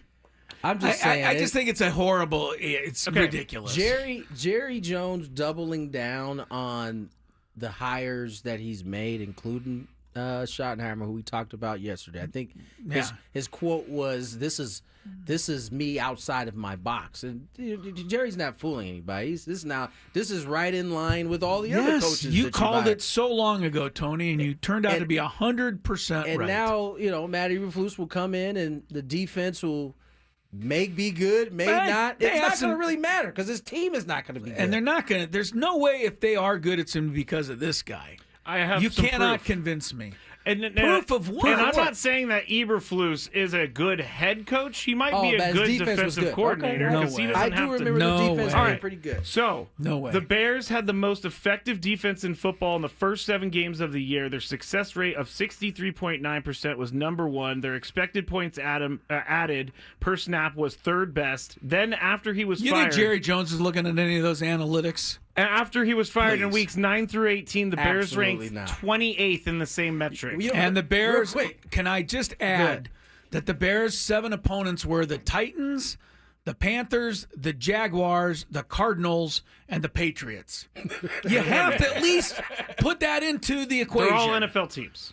Okay. They're all NFL teams. You know what? If you're you're not a Cowboy fan. I think the reason you're happy with this is because you know this is one team now you're going to be able to beat for a while. My favorite part about the press conference yesterday that they held when they did the shot. I don't know if you guys saw it. Was it Stephen Jones? Stephen Jones. Yeah. Stephen Jones decided to air quote drought in terms of them winning a Super Bowl as if that is a fantasy thing. The drought doesn't actually exist. No, it does. It definitely exists. They've now been longer than any other NFC team without a championship game appearance. I thought that I loud laughed in my room as I saw him put up the air. That's pretty. Is that how he goes to bed at night? It's clearly how they're making decisions. It seems like I can sleep comfortably, honey. We haven't been to the Super Bowl in 45 years. Man, that's some mental gymnastics. That is some mental gymnastics. You really right can't be. You're really defending this hire? The reason I'm defending it or are is you just because- doing it to try to No. make it tougher for me to? No, the reason I'm doing it is because people do have that misconception that the Bears defense, was always. I don't have a bad. misconception what their defense was. I don't have a conception what their offense was. I don't have a misconception what their record was. I do know for a fact that this guy is a pretty clueless person under pressure. That is not the person I As a want head in charge. coach, maybe. But you still got to make decisions on the fly But as he a doesn't have defensive to worry coordinator. about. He doesn't have to You worry don't about have to DJ decide. Moore. Well, at least going to Dallas, he won't have to, because his boss will be doing No, all the he talking won't. for him. They But I mean, you got to make up your mind up quickly to make a defensive call. A lot of times You do, but he doesn't have to worry about why is DJ Moore sitting on the bench now? Why did he come out of the game? Why is this guy doing this? Why is that? He has to focus on I his can't defense. believe that. I just can't believe people that fail that miserably get chances over and over. You can't tell me that there's not some college guy or an NFL assistant or, God forbid, an NFL assistant of color that has never gotten an opportunity and would, be deserving of this chance. The Cowboys, it's a big deal, and you hand it to somebody who just failed famously. But isn't that Like what this happens? is going to be one of the big fails of a coach we've ever seen. Isn't that what happens though? You move from head coach, you go to a coordinator position because now you're demoted once you get fired as the head coach. I don't know, man. Tony. They usually, I mean, it's a pattern that we've seen before, for sure. Yeah, I don't know. All right, well, Katrina makes a good point. I could care he's not less, man. calling The Cowboys timeouts. can be terrible, so go ahead. Hey, if the Cowboys are terrible, that's all Well, good that's for me. all. You're right. You're right. So that's good. They're not going to be good. No. And Jerry doesn't care. And keep in mind, they hired Brian Schottenheimer. Let's. All you have to do is understand that if Schottenheimer and Eberflus fail, they'll take all the blame, and the blame will not be on Jerry. If he ever hired anybody good, then it would expose his inability to get players. Well, it would also take power away from him if he has, or not power, but he wouldn't be able to operate freely if he hired a coach. He hasn't hired a coach like that since Bill Parcells. And remember how Bill Parcells ended his tenure there? He quit. He said, this is too much, basically. So Jimmy Johnson, Bill Parcells, the only two that have ever been given the reins. One was fired, the other quit. And since then, there's been nothing. Let's check some traffic. From the 855 Get Ross Traffic Center, protecting San Diego after accidents or injury, here's Kelly Danick. A collision on SEP on 15 right at the South 805 connector ramp. Also a collision reported on West 56 right at the 15. No details as to whether that is blocking any lanes. Northbound side of the 15 before Auto Park Way got a stalled vehicle in the left lane. I'm Kelly Danick with Gwynn and Chris, San Diego's #1 sports station, 97.3 The Fan. By the way, there's one NFL job still open for head coaching, Saints. What does it say about you and your job availability Right? when Cliff Kingsbury, who's already been a head coach, Right. and As you an talk about offensive coordinator right now. and a good offensive coordinator now, and I don't think he failed as a head coach. No. It was a lot of great situation there. He goes to Washington, turns them into a contender, and he doesn't even want to. He He took doesn't even himself want out. to Yeah, like, take a I'm good. look at the Saints job. Would He's like, you want to give "Nah." up Jaden Daniels as your quarterback? Well, I mean, I think a lot of people want. Well, you're right. The Saints situation's so bad that he didn't want it. Why go to that? That's what I'm saying. I like people that make decisions based on like thinking it out. Like if I go there, am I going to succeed? We are seeing more of these coaches do that right now. I mean, what's the Ben Johnson? I mean, he turned down jobs last year to return. Got to hand pick the one he and wanted he got this the year. Bears. Good for him. I'll tell you who the Saints should take. He's wide open and available, and I'd be happy to send him your way because it says he's just a candidate. Miami Dolphin defensive coordinator Anthony Weaver. Have fun with that. Give that a shot. Can't you say it's trying to say good riddance? Is that what you're Send him on his way. I don't know. Maybe nobody can defensive coordinate the Dolphins because they're just so soft. Well, I mean, they didn't like the way they didn't like they got rid. They didn't like. We went through this yesterday, but they got rid of Fangio. Vic Fangio is now going to the Super Bowl because he was too tough on the players. Yeah, I mean that tells you all you need to know. Unfortunately, indeed it does. I can't change my allegiance, because if I could, I think I would under those circumstances. Those upset me as much as anything. That you're just so soft, you don't even want to work hard. Yeah. Like, that's really a hard team to root for. It's a tough one. Yeah. All right, Scrappy, you at least, if nothing else, put the... Kill the segment. Well, you also put your loss in the Fantabulous Game Show off for a little while. Just a little longer. I'm just hoping AJ Preller signs someone so we have to cancel the Fantabulous. It never leaves. It will still be available tomorrow if need be. But next, it's Chris versus the Fans. 833-288-0973. Let's play some trivia.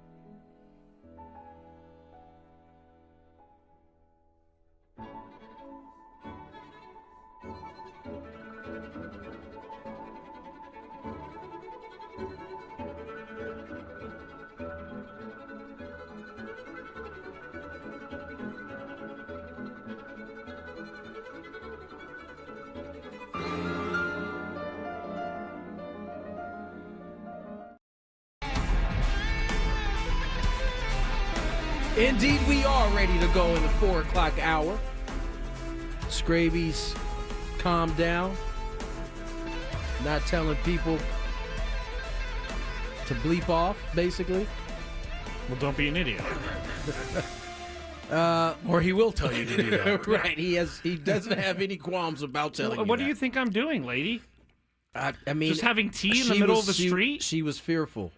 And I get it. People are pushing back on me. Everybody's not a dog person. I get it. You know what I'm saying? Again, this all happened by mistake. It was a mistake, but it's the second time it's happened, though. The dog's No, off. I already told you. We know what you told us, but I mean, if you listen to both stories, If this continues, I'm going to have to call the SPCA. Yeah. Have your dogs rounded up.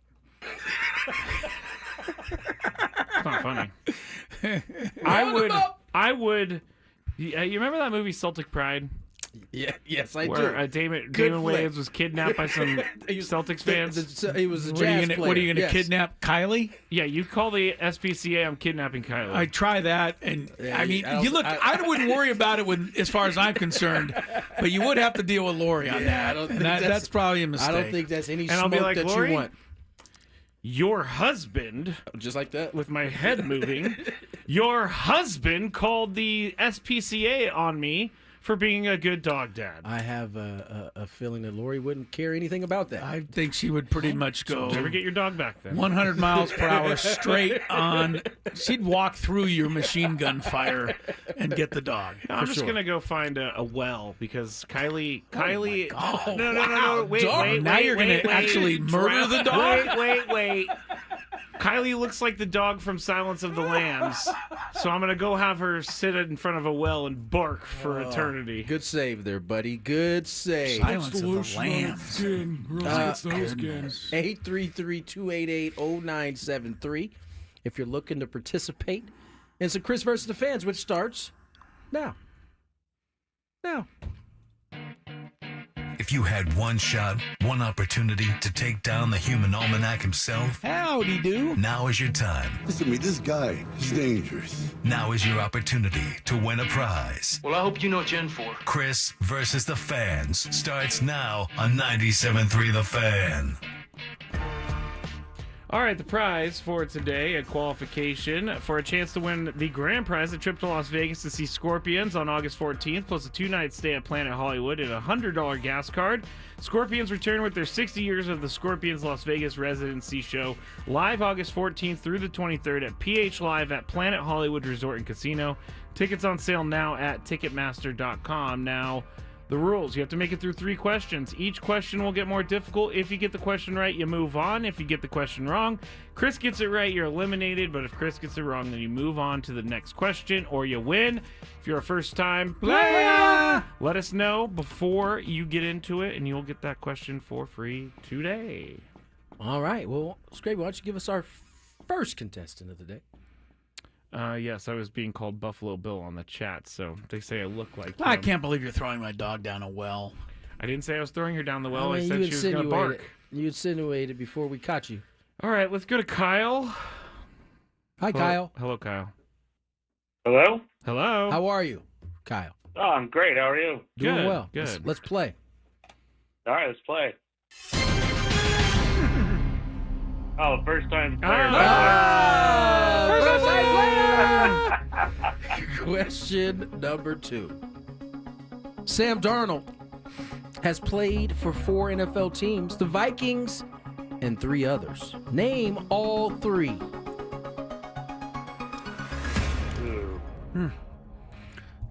Should say that he's played poorly for 3 others. It's a tough one.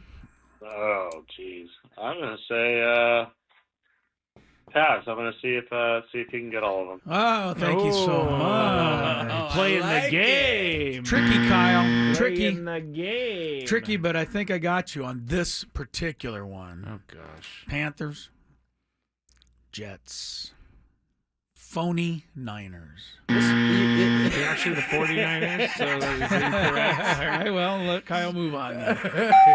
Sorry about that, this Kyle. is all your Sorry, fault. Kyle. This is your fault that he got that right. Why? By merely being in a room with a 49er fan, things like Sam Darnold being the backup come into play. They get mentioned a few times. They do.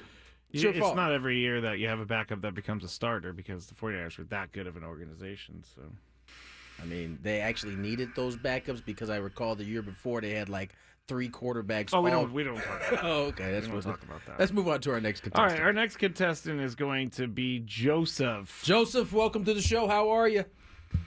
I'm doing great, gentlemen. How are you doing? We Pretty are good. Hi, Joseph. fantastic. Here we go. First question. Never mind the fact that my left hamstring, just tightened up. Just now? For no reason. Go ahead. Okay, crampy.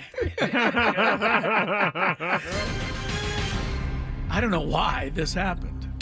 Oh, There's 3 letters that would indicate why it happened. OLD? OLD.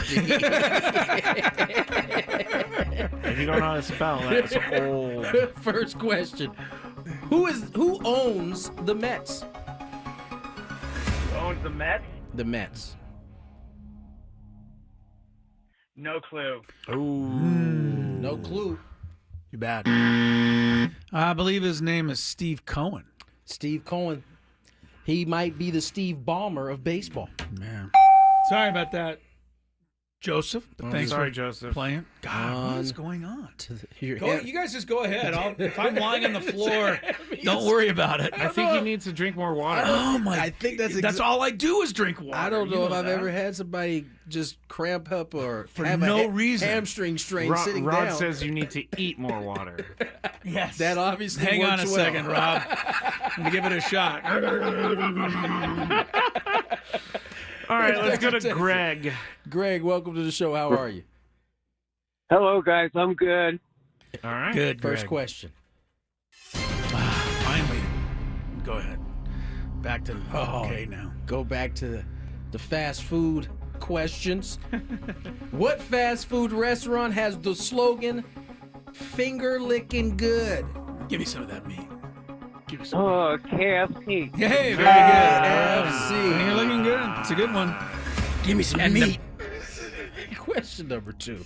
They would actually be giving some chicken in that sense, but who's counting? What state was Michael King born in? Padres pitcher Michael King.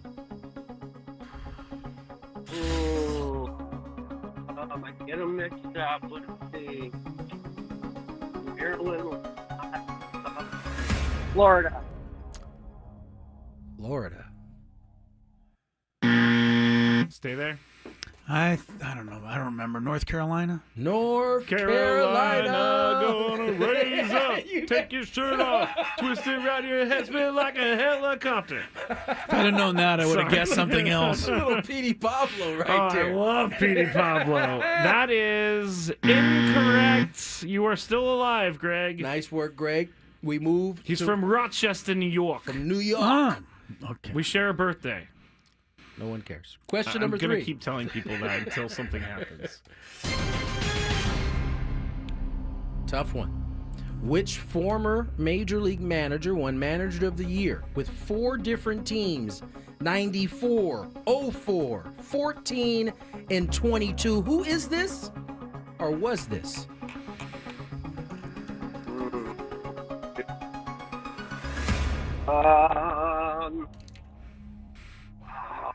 I know I know I should know it.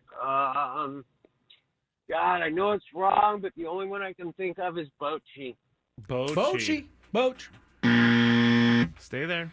Can I get the years again, please? Oh, excuse me. 94, 04. They had a manager of the year in just 94. That was like the 94. strike season. They had a batting Okay. title winner, too. 04, Yes, 14, all right. 22. 4-time manager of the year. 4 different teams. You'd think I would know this, but I just totally am blanking. So that's good news for... Is your hamstring? It's all right, but it's not great. 10 years apart, the first 3. That's crazy. That is kind of crazy. Dusty Baker? Dusty. Wow. We got ourselves a winner. You got to win, Greg. Good for you. Greg had it on the line.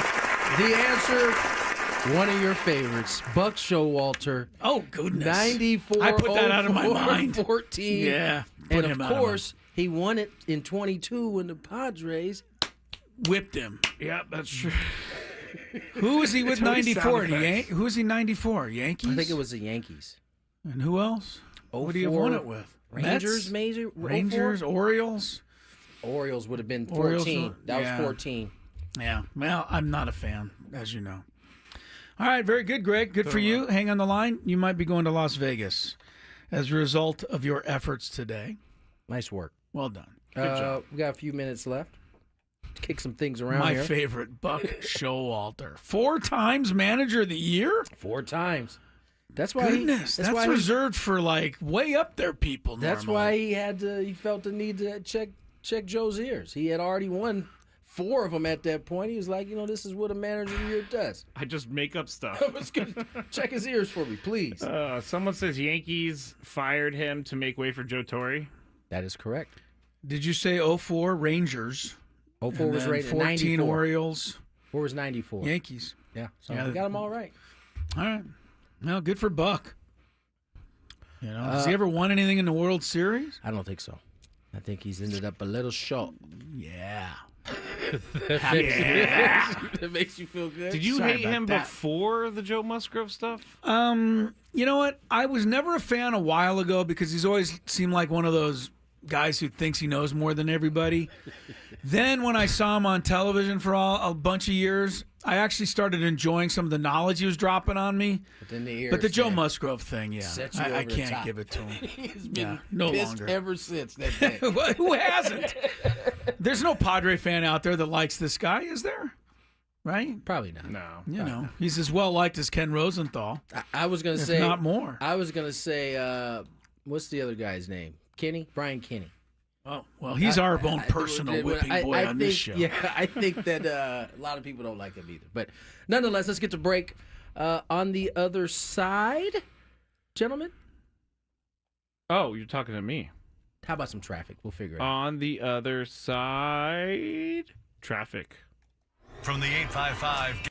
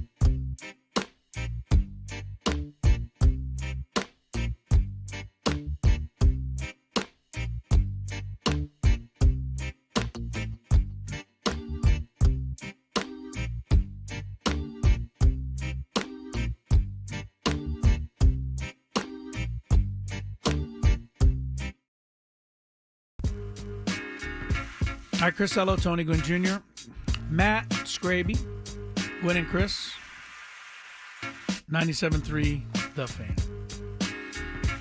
4:18 is the time. Usually around this time of day, if we don't have anything huge going on, I'd like to kind of recap what's happened in the sports world for those of you who just tuned in. That, however, would not take very long today. No, it wouldn't. I mean, other than the fact that the Cowboys really think that Matt Eberflus is going to turn their defense around. I don't think they really think that. I think they think we need somebody to fill that spot. So he's available, and he won't ask. He's not going to ask for much because he doesn't have a leg to stand on. I think that's the other thing that is quietly under the radar. What's that?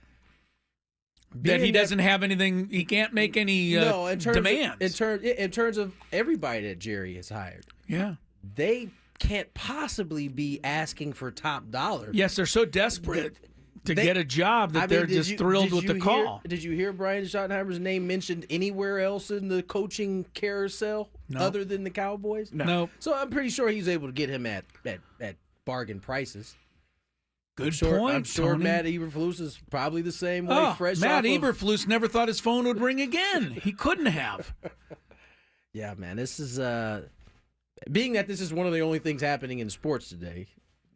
You know, there's that. So on TV right now, they have a quote from Joe Shane, the GM of the Giants, talking about his quotes are worthless. Shedeur Sanders. He checks all the boxes. If I'm a Giants fan, I am furious that this guy is in charge of building our team. I'm not furious. I'm scared to death. I'm both. This guy just literally let a running back who is running amok in the NFL right now if the Eagles, on his way to a Super Bowl. If the Eagles win in 2 weeks, I mean, Joe Shane's got to get a Super Bowl ring. You've got to send him one.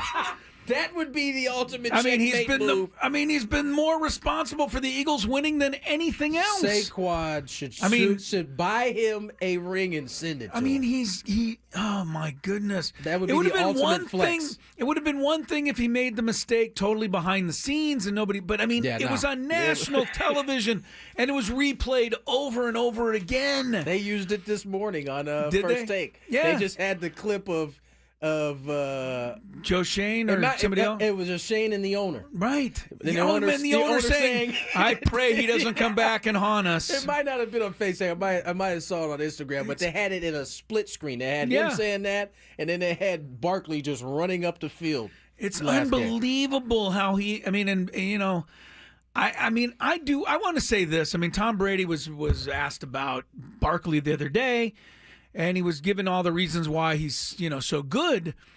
And Tom Brady said, what I would expect. I mean, he's got great vision. He's got the quickness. And then once he gets through the first wave, he's got the speed, he'd break away. And then if you tackle him, he's bigger and stronger. I mean, he said all of this stuff. But as good as all that was, he still never ran anywhere close to like this with the Giants. No. So, you've got to give that offensive line in Philadelphia and the presence of Jalen Hurts keeping the football. How long is those have to have something to do with How this. long is Joe, what's his name? Shane. How long has he been there? 3 years? Good question. Because, he had some time to kind of get an offensive line together to at least show. At least try to see if he was that good. Barkley has never been like this good. He never had it's just hard for me to. That's what I mean. 2022. So when he took over. Yeah. I mean, the Eagles line is, all that. But then again, I think they complement each other. I mean, he gets a little opening and it's lights out. They have an efficient passing game. They got one of the best offensive lines in all of football. And they got a quarterback who's a big threat. Who's a dual You've threat. got to watch him. Yep. Joe Shane's background, I'm just reading all of his other jobs, is basically worked his way up from a scout to the GM. Well, that so part you should know good. that Saquon Barkley is a good football player. Clearly did. Clearly didn't. But he thought Daniel Jones was one. He did. Yeah, he was on that one. Just going back, listening to that phone call between him and Saquon, It's absurd. It's almost painful. It really is. But you'll call us before you make your decision, right? Sure, Joe. Yeah. Sure, I will. You, all right. I'm going to call you with this Super Bowl ring on my finger. Yeah. He should call Joe Shane and say thank you for letting me leave. I think the Eagles should put him on the list. They should mail him a ring. I think it would be the funniest thing in the history of football. It would. And a Philadelphia Eagles World Championship ring. Please leak it so that we can all talk about it. I hope we all get to see it. That would be something. It's pretty hard to imagine this guy making a mistake any bigger than this, and then to just have it keep blowing up week after week after week. Like it's never going to go away. No. And keep your job to the point where you're in charge of rebuilding the team. Right. That's the craziest part. The owner who was embarrassed more than anybody owner could have been. And asked not to be embarrassed on this particular move. And he was the one who supported him. I'm going to feel real sick if he ends up with the Eagles. And he stopped there. He didn't even say Eagles and get to a Super Bowl. Right. He just said if he shows up on the Eagles. Man, he must be sick all year. He must be just John dying Mara right now. Yeah, but he then wiped off the contract he threw up on and handed it to Joe Shane to sign. He did. So weird. So strange. By the way, I was thinking about the Super Bowl. We said yesterday, first glance, seems hard to pick the Eagles no matter how much better you think they are than the Chiefs. Because the Chiefs just always win. How about the coaching matchup? Yeah. Does anybody really think Nick Sirianni is going to outfox Andy Reid in any way? I don't. I don't either. You know, I mean, that's another concern I would have if you're into the Eagles. Beat him once, too. Like, he's already got his number one. It's hard to imagine. And you know, Steve Spagnuolo, I mean, against, you know, I don't know. It's going to be tough. I guess Eagles, I'm just getting this on my watch right now, so it's not like I knew this before 5 seconds ago. I guess Jalen Hurts says that they removed the quote-unquote straitjacket from him on Sunday. He did say that. He said they let me out, is what he said. But straitjacket is something that's being used. I don't know what's going on. They always have a weird relationship, those two. They do seem to have a weird one. Although, I will say, to Sirianni's credit, he's had Jalen Hurts' back all season, even when it got a little rocky there between him and A.J. Brown, you know. And so I think in some ways you could kind of see they were keeping him constrained a little bit, but for good reason. I mean, you're trying to keep a quarterback healthy so you can make a Super Bowl run. To this point, it's his plan, Mr. Sirianni, has worked out perfectly. Yeah. It has. Yeah. Well, if we haven't still seen Jalen Hurts bust loose, then 2 weeks would be the time for that. Anyway, by the way, if anybody's wondering, I always wonder stuff like this, so maybe you do too. It's 100% official. The Eagles are this year's designated home team. They get the green? They'll wear the green. Chiefs will wear the white, and we know that the only time a team with dark uniforms wins a Super Bowl is when the Chiefs beat the 49ers. Other than that, the white jersey seems to win every time. It's not very nice. And there is numbers to back it up. I think it's 16 of the last 20, which is really a little crazy. See, I don't even like the white versions of Eagles uniforms. should have went white then. They could have. They get the choice, yeah. Right? They chose the dark. They don't Chiefs care will wear about white. no stinking numbers. No. Well, the Eagles are one of the ones that won with the green. They beat the Patriots that year. Oh, that was lovely. But it's 16 out of 20 for the white jersey, if you're keeping track, and I do, because that's just, I cry when my team wins. I keep track of jersey colors. Do a lot of strange stuff. Real tears, not like, how does this happen? Tears, wow. But real tears. I also don't scare the living daylights out of. How did this happen? I don't scare the daylights out of poor ladies with their dogs.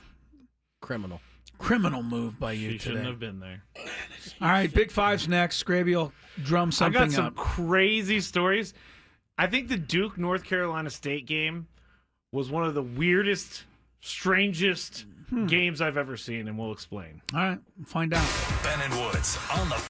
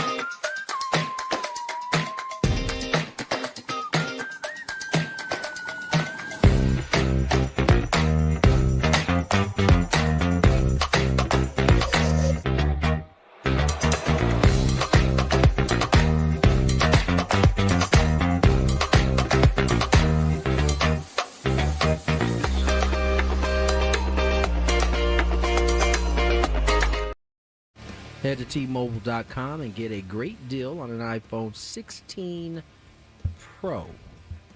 Big Five. Headed your way. Scrappy, you want to second that? That's the kind of phone you should have? Put that in there. Yeah. Did you get my email today, by the way, Tony? I saw your little funky email. Because we got an email from our IT people here saying if you have an Apple, then you need to make sure you update right now because there's a huge exploit and you can get hacked. And I sent Tony an email saying, Did I not get this? this? To Android. Well, you don't check your email, so that would be. I did too. I looked at it. Was it a work email? Yeah, I looked at it from before the show started. From Mr. Presser. I always update my phone. I'm Me too. quite up to date on those type Me of things. too. But no, I would not like to co-sign that, Chris. Everybody out there, get an Android. Yeah, I saw your little stupid email you sent to me earlier today. I purposely ignored it. I knew you did. Because it was just a hating email. Yeah. We have Scraby's Big Five. He thinks it's another, as he likes to say, good one. Banger, he says this time. Before we find out if that's actually true, let's check some traffic.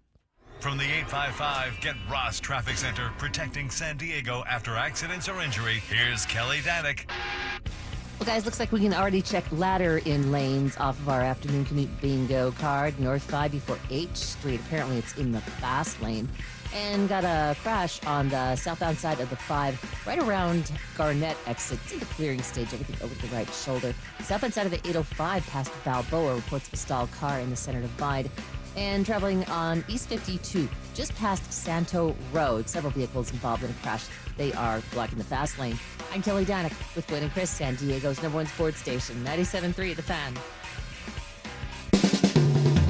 It's that time of the show when we check on the latest in sports. Only the most important topics and questions are brought to light. Stop what you're doing and listen. These news stories will astound and amaze you. The one, the only. Oh my God, who the hell cares? The Big Five starts now on 97.3 The Fan. All right, everybody. Let's start with this bonus Big Five. Former Padre Jorge Mateo signs an extension with the Baltimore Orioles. Stolen base champ. Jorge Mateo? Yep. Stolen base Good for champ Jorge, a few man. years ago. Yes. Do we miss him here in San Diego? I think at the Hardly. time he didn't really have a spot. We got it. We got a Don't we have spot an now. opening for shortstop? He can play left field. He can play left field, He can play right? left field. Well, he's with the Orioles. and So he can got an Jose extension. Altuve, apparently. Yes, he can. Yeah. Which his little legs covering left field is going to be interesting for me to Oh, see. knock it off, goodness. dude. I just think like. Did you really say his little legs? He's not. It's very well known that he is cares? not. Did you ever tall. hear the Did you ever hear the Randy Newman song "Short People"? No. Really? No, I haven't. I mean, I'm not going to sing I should. Don't. Number 5. All right. Is Randy Newman the guy in the salad dressing bottles. I knew you were going to say that. Paul Newman. Paul Newman. There we go. Whenever my mom used to buy that dressing, I always found it really creepy. His face was on it, and I wouldn't eat it. So, all right, let's get into the big five, everybody. It's over-the-top trade proposal season, and one writer out there thinks the Blue Jays and the Padres should make a deal. The Athletic's Zachary Reimer wrote the Padres should trade for Vlad Jr. and give up Jake Cronenworth and Yuki Matsui. Now, this is kind of crazy for several reasons. Vlad Jr. brings a $28 million salary, and the Padres would only be able to offload $17 million in salary. We are all well aware of what's happening here in town. But, Tony, in a vacuum, do you make this trade? Yes. You do? Yes. In a vacuum? I don't know if it needs to be a vacuum or not. Quite frankly, I mean, Vlad. That's yes. All right, I'm making that move. All right. Even though Vlad's only on his last year, he's a rental. You said in a vacuum. I don't know what that included and didn't include. I know. I did change the parameters a little bit. Chris, in a vacuum, do you make this trade? Of course I do, but I also, trade Yuki Matsui straight up for. Vladimir. I mean, these are trades that make no sense. So I mean, it's fun to talk about, but no, you said it yourself. One's going to bring $28 million, and you're going to lose $17 million. That's not going to work. Yeah. We know this. I know, but it's fun to think about. They're all fun to think about. I mean. Why are the Blue Jays so willing to trade Vlad? And why would the Blue Jays? Because they can't. They don't think they can extend him. Okay. And so they don't want him to walk away for nothing. They want to try to get something. Here's Hideki Matsui, and you pay the rest of his salary. Hideki Matsui didn't pitch. Hideki Matsui did. Yeah, Yuki. Yeah. You know what's funny, Chris? Hideki Matsui. I know my man can still swing because I saw it, but it's been a while. You know what's funny, Chris, is when I was writing this question, I also wrote Hideki Matsui in there. Because Yuki Matsui was kind of non-existent at the end of last year for the Padres. All right, you both make this trade. Chris doesn't like. Of course I do, but I just think it's not. It's in the vacuum, like you said. All right. Number 4. So the next two are going to be about the Duke North Carolina State game last night, and there were many people unhappy with ESPN for showing Tiger and Rory battling it out in a TGL match instead of the scheduled tip-off between Duke and North Carolina State at 5:30 our time yesterday. CBS Sports college basketball analyst John Rothstein was one very upset college basketball fan. He tweeted, "I've never played golf, so why is it on my TV instead of Duke, North Carolina State?" And he read that perfectly because the all caps kicked in right at TV. And he said, "Inconceivable. Vizzini, the Princess Bride, circa 1987. Daily Gripe. Tired of Princess Bride references." So, you want to storm the castle? Don't even know. I've never seen Princess Bride. Oh, well, that's a reference. Chris, why is TGL higher on the food chain than NCAA basketball in ESPN's eyes? 2 words. Tiger Woods? Tiger and Woods. That's the only thing I can think of. This whole, what is it? What do you even call it? TGL? TGL. Yeah. It hasn't grabbed me. But I will tell you, I was playing golf today, and the 3 guys I played with are all talking about it. There you go. Like it was the thing. It is a thing. Hasn't grabbed me yet. And either. I said, no, it's not the thing. It's guys slamming a ball into a screen, into a projector screen. I don't know how you find this entertaining, but they do. So I guess it's working. I think it's only working though because Tiger's in it. So even. But you know why? Well, Tony's just giving hand signals like, see, this is what I think. See, I cannot believe. Let me start this over. The PGA Tour is acting like this is a real thing. It's on their website. It is a PGA Tour league. I cannot believe that ESPN has Duke, NC State elsewhere. It shows you a couple things. I think that how Well, name a player on NC. I know you can name Cooper Flagg, but don't even know. Most people don't know Cooper Flagg either. I think that's part of it, right? Yeah. Is that people want their because, Tiger because the kids are leaving earlier. There's less familiarity with them. Krzyzewski's not coaching You don't anymore. have the old dogs being the head coaches anymore. A bunch of new guys, and Tiger Woods is on the other side. And last night they had Rory and Tiger playing against nobody each other. cares about Rory, but I think they do. No, I think you care about Rory. I think people care about Rory. No, I don't think you do. I think they do. I mean, in general, most games you don't care about watching the first 10 minutes. But I will say, when the Aztecs get overshot by the previous game, I do want to see the first 10 minutes. That's my team. Right. So, yeah, it's a little bothersome. I mean, can't the TGL finish on time? What's the problem? It is virtual. It's not like they got weather that's going to... And they're only playing 15 holes, too. Just play and get out. But they have a shot clock. Keep it within your window. Come on, TGL. Yeah. I'm a big fan of TGL. Stupid event. I haven't been able to get into it. And you know the only reason I'm a big fan of TGL? Because I have to be sitting here and it's on TV. That's the reason. Well, I'm we'll a start fan. turning the channel for you then. No, on the way out the door. It's not going to happen. All right, let's move on. Number 3. Now. Oh, wait, I didn't get Tony to answer this. But he already kind of answered it. No, yeah, I'm see? I'm joking. Yeah, no, I agree with Chris on this one. Okay. Nothing else to say. Thank you. Number 3. Also, during the Duke North Carolina State game, there were 2 medical incidents, with the first being a player throwing up on the court. Duke freshman Kaman Malak. Sorry You got me. Don't look at me. Sorry to Mr. Wrong guy to try to Even get if he knew who he was, he wouldn't know how to pronounce it. He threw up on the floor on the baseline and was taken to the locker room after getting sick, and it took several minutes for the crew to clean the court. Just after that... Did we wait real quick on the throw-up thing? Yes.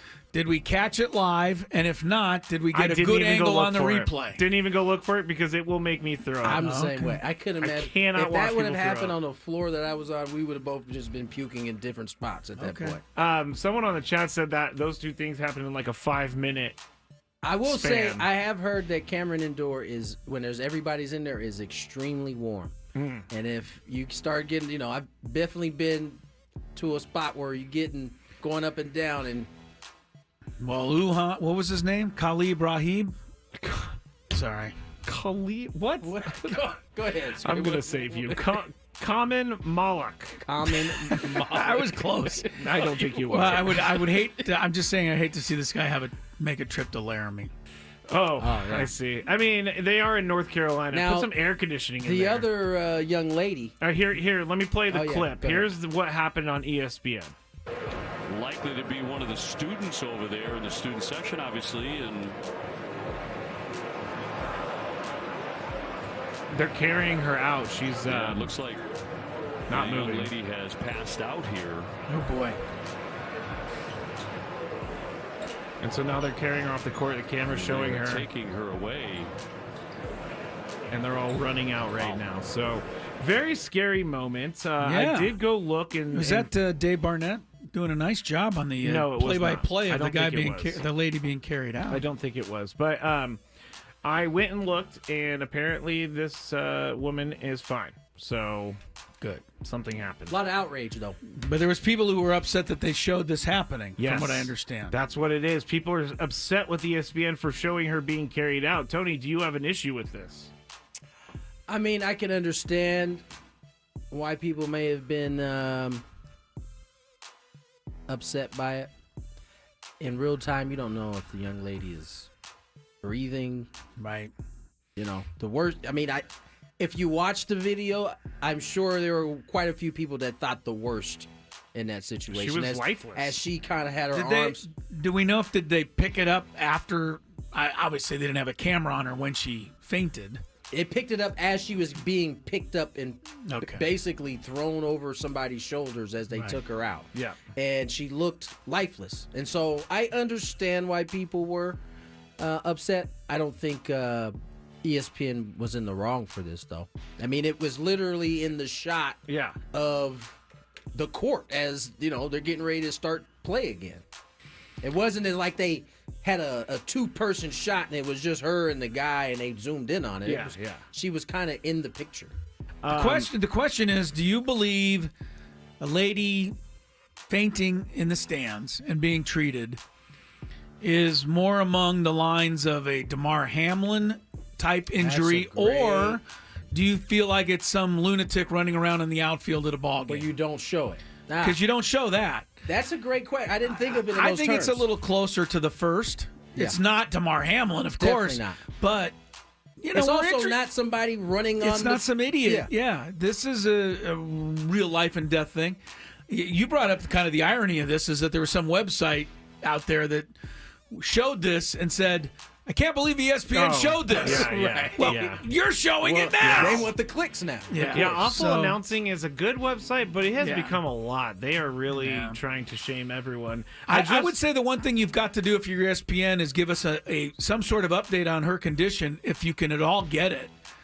Because if I'm watching and I see her carried out lifelessly, I would certainly like to hear what happened. Rod makes a good point. It's the reason for the stoppage, and that's why TV shows it. Yeah, You but have the to reason for explain the what's stoppage happening. but the reason for the stoppage in baseball when some lunatic's running around, I guess that's different. we don't have to show that. And that's his point, is that we have decided to pick and choose what we're showing. Right. We're not showing silliness. We are showing seriousness, but maybe not this serious. We used to show the person running around, honestly, back in the day. And I enjoyed it. And then, why not? And now they've decided they're bigger than that. We don't have to see the guy. Because you can't or give them gal. power like that. What power? Because they're going to be like, "Oh, did you see me? I'm all over the internet." I got a better idea. Show the person running around the field, and then get some video of the jail door being locked behind them as they're Clink. stuck away. Yes. And then that way we can send both messages. You run around the field, you go into the jail thing. You go to the clink. Yes, that would that not help? Quiet the situation. Gonzo said she should have drank some oxygen. Another eating water. Yeah. I just watched the guy throwing up too. He has a good throw up, I gotta say. Wait, was good. you could see it? Yeah. He's on the baseline just guarding, and all of a sudden he just starts throwing up, and then the people under the basket are like moving their feet and like trying to get away from it. And the referee's just kind of like, what is going on here? But yeah, so there you go. A couple things that happened last night at the Duke North Carolina State game. Number 2. Now, Junior Caminero took the swing of his life last night. He's a Ray.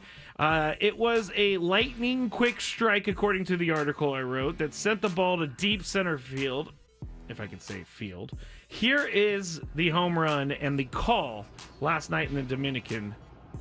Why do I hear something? I hear a little something. Do you hear that? Sounds like a wind tunnel. It's not me this time. It's Duke showing the guy throwing up over and over again in the background. My goodness, thank you. All right, here it is.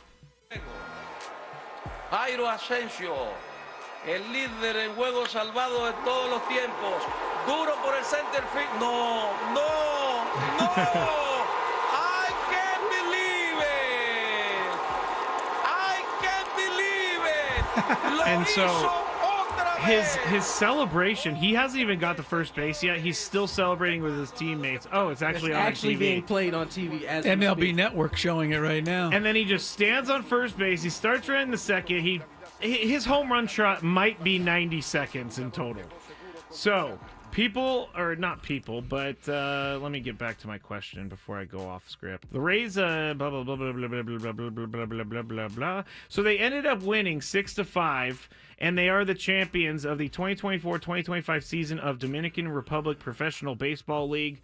Chris, what would happen if he did this celebration during a major league game? Well, he wouldn't make it around the bases, but Tony and we talked about it before the show. It is over the top. It's absurd how much he celebrates and how long it takes him to run around the bases. But it did put them ahead in the top of the ninth, which is why the broadcaster kept saying, I don't believe it. No, I don't. And, I think Mark Grant and Don Orsillo should be paying attention to that. That's a very, very good call. It is. Yes, way over the top for what we're used to, but evidently not for what they're used to. So, because I didn't really see anybody on the field for the other team who seemed to have any issue with it. No, the catcher was just kind of standing there. Yeah, that's just what they do.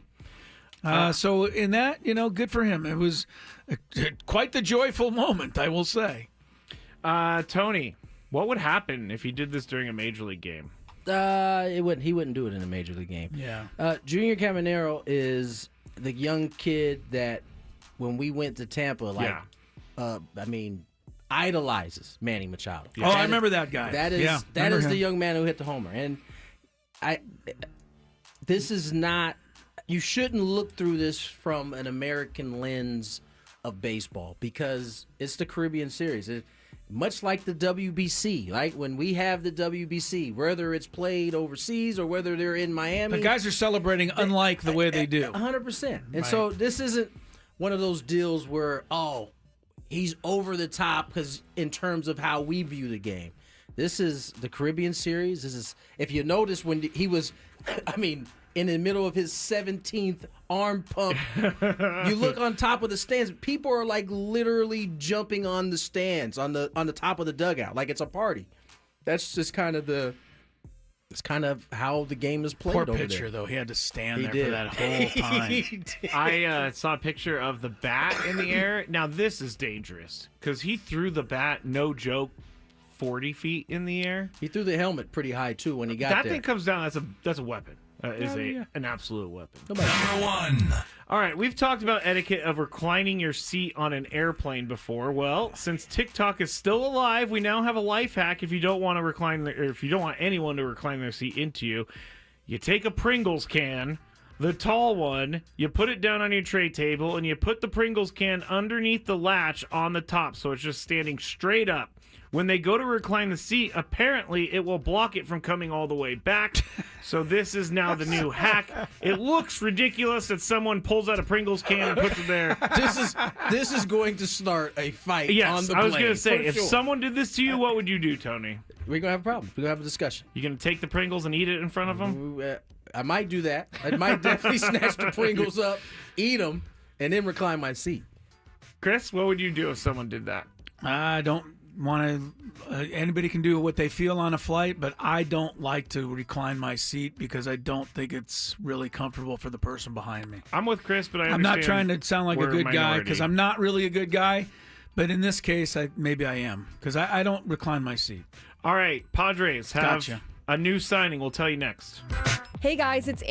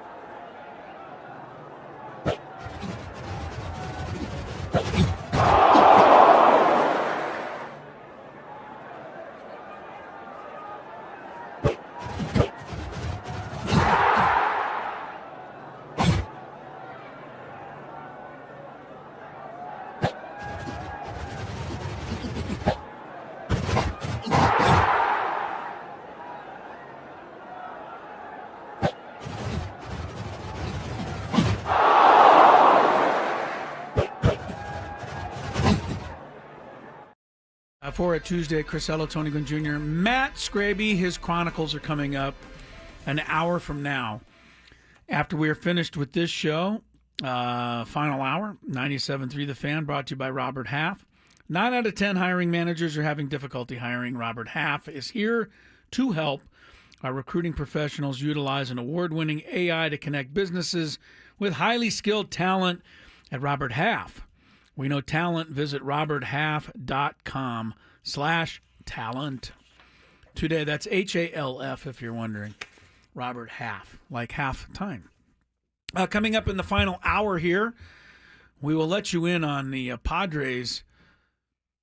I don't know, is it latest signing of the offseason, or is it more accurate to say first signing of the offseason? No, they got Mike Rousseau. Okay. Latest signing. Yes. Latest for the Padres. Yes.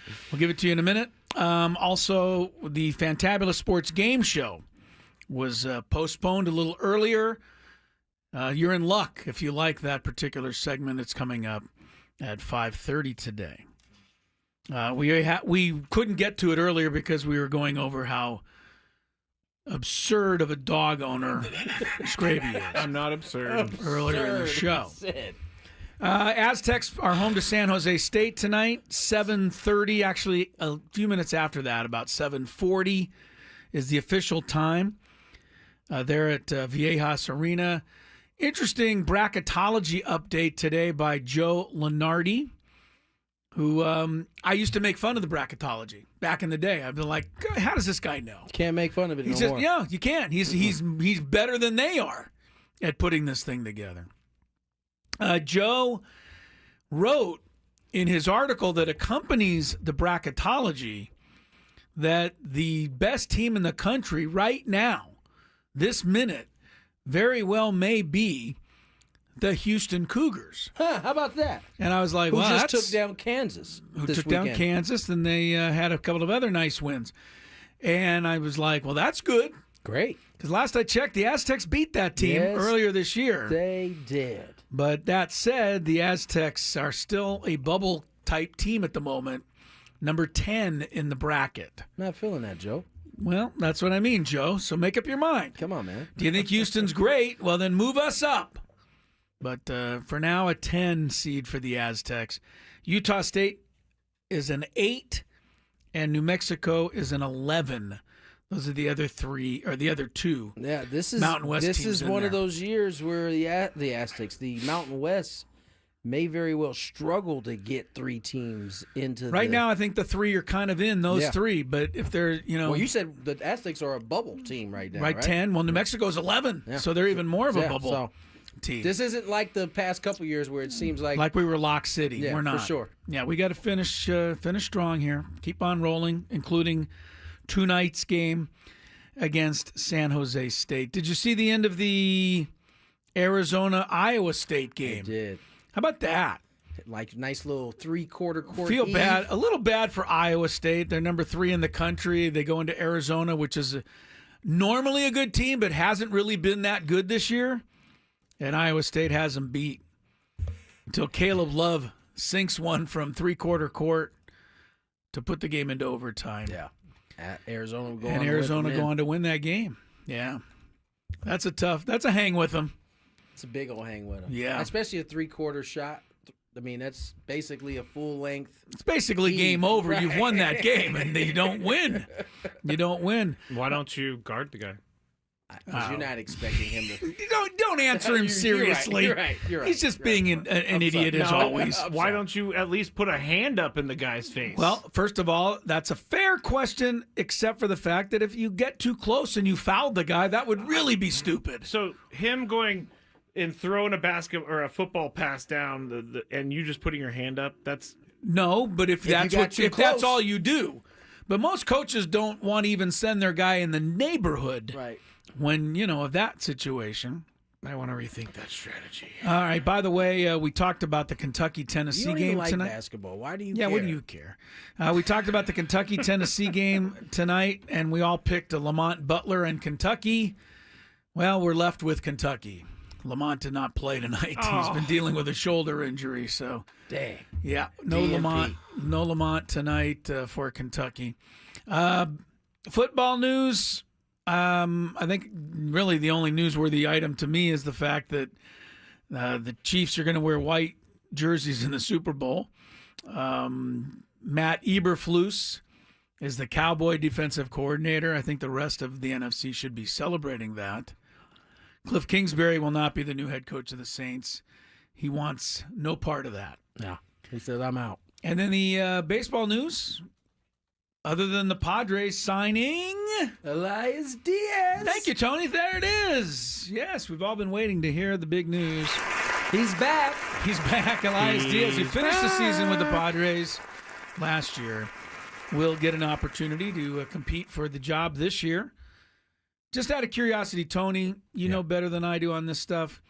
He gets a $3.5 million contract option for another year. What if he doesn't make the squad? What if they go with Campusano, say, and Martin Maldonado? Does Diaz still get $3 million, or? Yeah, he's got more than.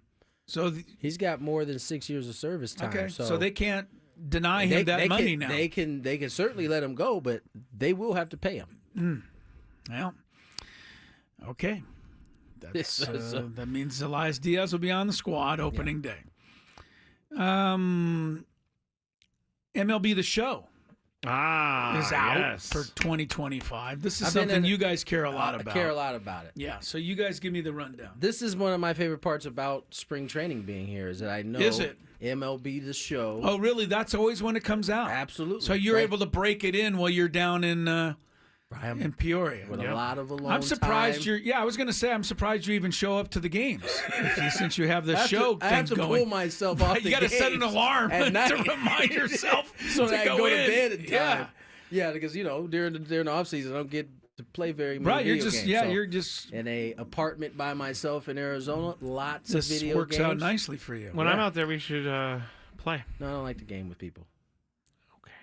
I'm just joking. No, I don't know how good Tony is. I would play you, Scraby, if you had the patience to help teach me, the basics. But you don't have any patience. No, patience isn't very I could see you being like my wife trying to teach me how to drive a stick shift.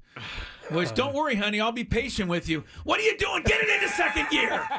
Driving a stick shift or teaching someone how to drive a stick shift is one of the most stressful things. And it can be expensive, too. Oh, yeah, you could drop your clutch or whatever. Yeah, for sure. I remember my wife had no pay. I mean, I honestly had to fire her from the job and get my buddy Jeff Perenni in there to help me. I can relate to Lori because as a father of two girls that are one that already knows how to drive, having a teacher, the first child, I wasn't even they don't have the stick shift around very often but that was even more scary. I love this isn't a difficult thing. And they're fun. They're kind of fun. Teaching young people to drive is very tough in 2024. Well, first of all, you have to get them to stop looking at their phone for more than 6 minutes, which is hard enough. My point it has a lot to do with that, right? Yeah. When we all grew up in the car, we didn't have a phone, so we paid attention to what our parents were doing when they were backing up, and we watched all that. Yeah. They haven't seen 1 minute of us doing this. So when the first time I got in the passenger seat, as my daughter was getting ready to back up, and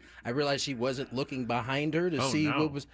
I lost it. What did you do? I was scared. Are you just not planning to look where you're going at all? You have to look behind you. That would be a good start. Part of the whole deal here. Yeah. Oh, that does sound really Yeah, stressful. so like teaching the things that you assume they kind of knew. And then they're driving along. You finally got them coasting along nicely, and somebody sends them a text, and their phone goes beep beep. Well, they immediately drop the wheel to pick up the text. Yeah, no, much more important. They are working from a lot lower level than That's were. crazy. I didn't even think The other thing about that young people I didn't either. That's why I was so scared when she started to back up and was You're looking like this. The other thing is young people do not know how to get anywhere. They don't. Because Sense all of they direction need, is they don't know how to brutal. get anywhere. If you say where's your school? I don't know.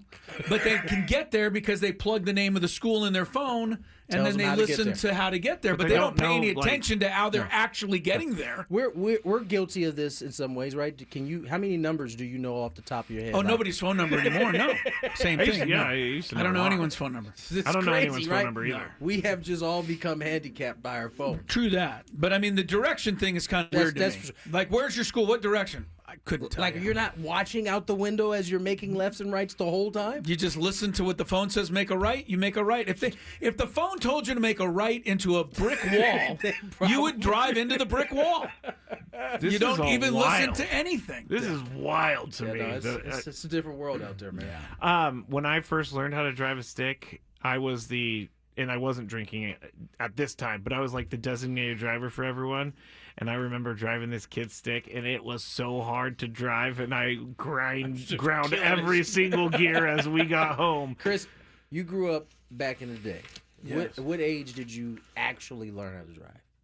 I was 14 and a half, and I was buzzing around town with very little concern about it. I was as good a driver as anybody in my family at that time. You know what? They just, I hate to say this, but I learned. I honestly, I don't know. Did you ever sit next to your mom or dad in the car with your hand on the wheel, practicing steering and all that? Of course. But when it was time, I was ready to go. Pretty much. Same here. Yeah. Same exact time too. I couldn't wait to get my license. No, me neither. Had it. That's what I mean. I was ahead of the game. By the time I was 16, I almost forgot I wasn't a real driver yet. Yeah. That's how much I had been driving. Do you know that my niece is senior in high school, so 18? Yeah.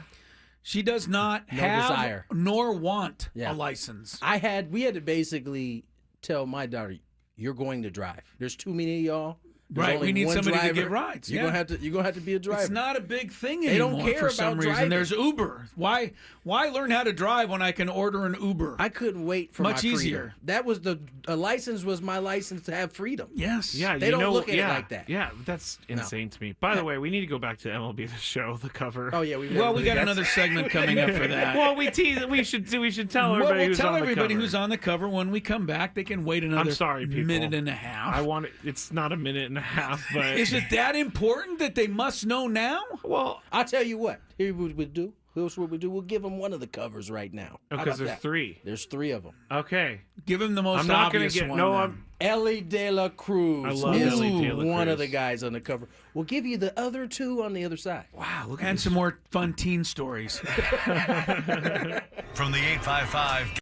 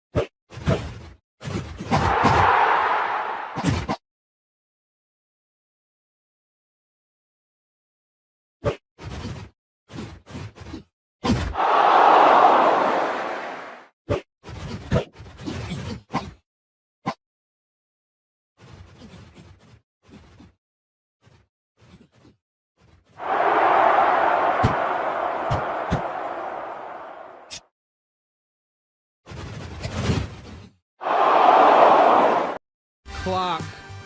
Tony Gwynn Jr., Chris L. Matt Scraby. Happy Hour. MLB The Show 25. Yeah, Ellie De La Cruz, but I can't wait to find out who else is on the cover, Tony.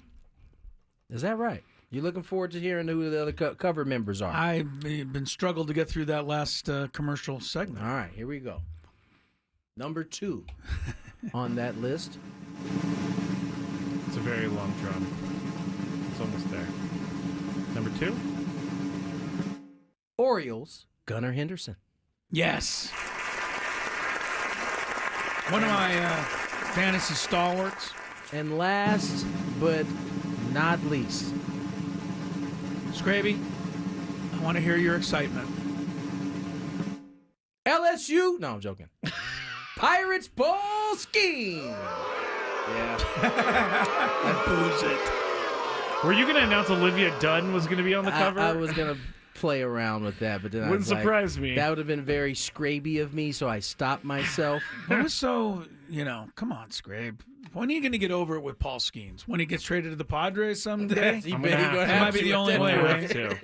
I understand why Paul Skeens is on the cover, but I still think Jackson Merrill got robbed. So it's always good. No, of the Rookie of the Year award. That's always going to be my thought, is that he got robbed. I feel like he very well should have won it, but I just for some reason I understood it. Video Game Curses, someone on chat saying this. They're kind of real. Does happen. Christian McCaffrey on the cover of Madden doesn't play at all last year. Fernando was on the cover. Then everything happened with Fernando on the cover. This year, Ellie, Gunnar, and Skeens. We'll see what happens. Guys, look out. Usually it's just one guy. They're trying to take out 3 of them all in one cover at this time. You shouldn't do that, MLB. Yeah, man. I don't know if I'm going to buy this version of the show, because how much does it change from year to year? Doesn't matter. Buying it. Okay. Guys change teams. Got to have all. You can make those moves yourself. Yeah, I know I can, but I'm lazy. I don't have time to go through like I used to when I was younger and have time to just spend on making all the moves happen. And there's probably going to be some new feature on here. We just haven't seen it yet. Yeah, I do like the career mode, the superstar mode. That is pretty fun. Although it does take you a really long time to get to the big leagues. You want to hack? Yeah, give me the hack. Turn that bad boy on rookie. And just get to the show. And then they'll think you're really good. And then you can adjust it once you get to the league. I'm the idiot who's batting like 198 in AAA for like a season. Like waiting to get to the big leagues. You got to turn. If you don't want to spend all the time in the minor leagues, you want to make the quick jump. Put that bad boy. Here comes a silly That's question. a good idea. Here comes a silly question from somebody who could never hit. Can you just pitch? Yes. Okay. You can play offense or a defense. So you could decide to be the pitcher and then try to obviously get the computer batter out. Absolutely. You can do that the whole time. I mean, that's a feature. But if you're doing that, do you then have to control all the fielders once the ball is hit? Yeah, but that's easy. I mean, it'll It highlight seemed your like it'd be player really for hard. you. Yeah, in that mode, it's a lot easier. Yeah, when you're playing the choose full your player game for mode, you. it's a lot more difficult. You got to be able to maneuver between. You have to set up shifts. You have to run the bases. but I do. Whenever there's a double play, I got to put the double play in there. You do realize the computer sets it up for you. You don't have to then go and run on first and the double play. Like, it's already kind of moves. No, I did not know that. I have a bad feeling I'm never going to play that game. You're going to play it? No, I said I'm never going to play it. I think it's just then- going to be something I miss out on. You should make that happen then. Well, because there's nobody patient enough to teach me. It's not hard. If you want to hit the ball, You just hit said you X. hit 198 for the last 6 years. Well, that's because I was playing How on is it like not hard? That's because I was playing on like veteran mode. Or I don't want to veteran mode. I don't want to be in the minor Rafael leagues. Belliard up there. I'm assuming that guy was really bad at hitting. Not much. Not much of a threat. That was back in the light hitting days of Yes, when second shortstops used to all hit 190. Yeah. You know, actually, one thing I really like about MLB The Show is the history it teaches you, because you go through and you have to play like little mini games to unlock some of the Negro League players, and you get to play against Satchel Paige, and he does his whole wind up. They've done a really good job of incorporating, of introducing a teaching lot of is a nice part of those things. Yes, for because sure. honestly, that is a lot of the way we learn a lot of stuff. It is. Like, I mean, I learned, I believe, how to spell and states and capitals and cities because of sports. Yep. My dad used to quiz me. Same here. Cincinnati Reds. R-E-D-S. No, Cincinnati. How do you spell that? That was a tough one. C-I-N-C-I-N-N-A-T-T-I. No, one T. Only one T. I told you. You didn't have it. I even lived there. It's funny you said that. I when it got time. My dad quizzed me on the when way I was home. of age of knowing the states and cities. Yeah. I was ahead of the curve because I was traveling with my pops and figuring out where all these places were. I know. I always felt. I mean, this is stupid to a lot of people, but when I watch Jeopardy, I get almost all of the college and university questions right because I know where colleges and universities are because of their football teams, not because I know anything about Purdue. Yeah. So sports, can help you on certain things. Love sports. So that's good to know. Love that the Mad, sports, Scraby. It's good to hear that the Madden people are helping, bring people along a little bit. A little history of the game never hurt anybody. See, I've been playing NBA 2K20. Did you really think Cincinnati had 2 T's at the end? I was just... I don't know. I don't know. You used to live there. I know. I don't know, Jim. I don't know, Chris. I've been playing NBA 2K24 as well. Not a big fan of that game. It's hard. It is. It's There's not a lot easy. going on. Like, I love playing as Michael Jordan. That's, really the only part of the game I play is, the old matchups. Chris, you would love this, Chris. They go back and they do matchups from the finals back in the day. Like Michael Jordan against, the Jazz or whoever. What's even the point? I mean, we know Michael Jordan's going to win.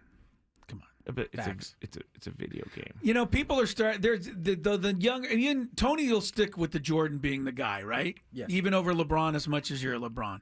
But unless LeBron wins a couple more titles. You're going to have to win a couple more. Because there's a lot of younger generation than you now that are coming along that really don't get why Jordan gets on the top We spot. may be in the minority now. Yeah.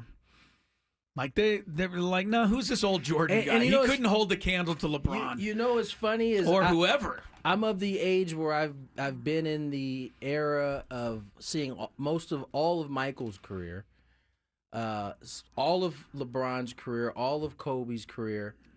I didn't see all of Dr. J or someone like that, right? Dr. J was ahead of his time for sure. But it's the same things that I used to say about, when I was hating on Michael, are the same things now.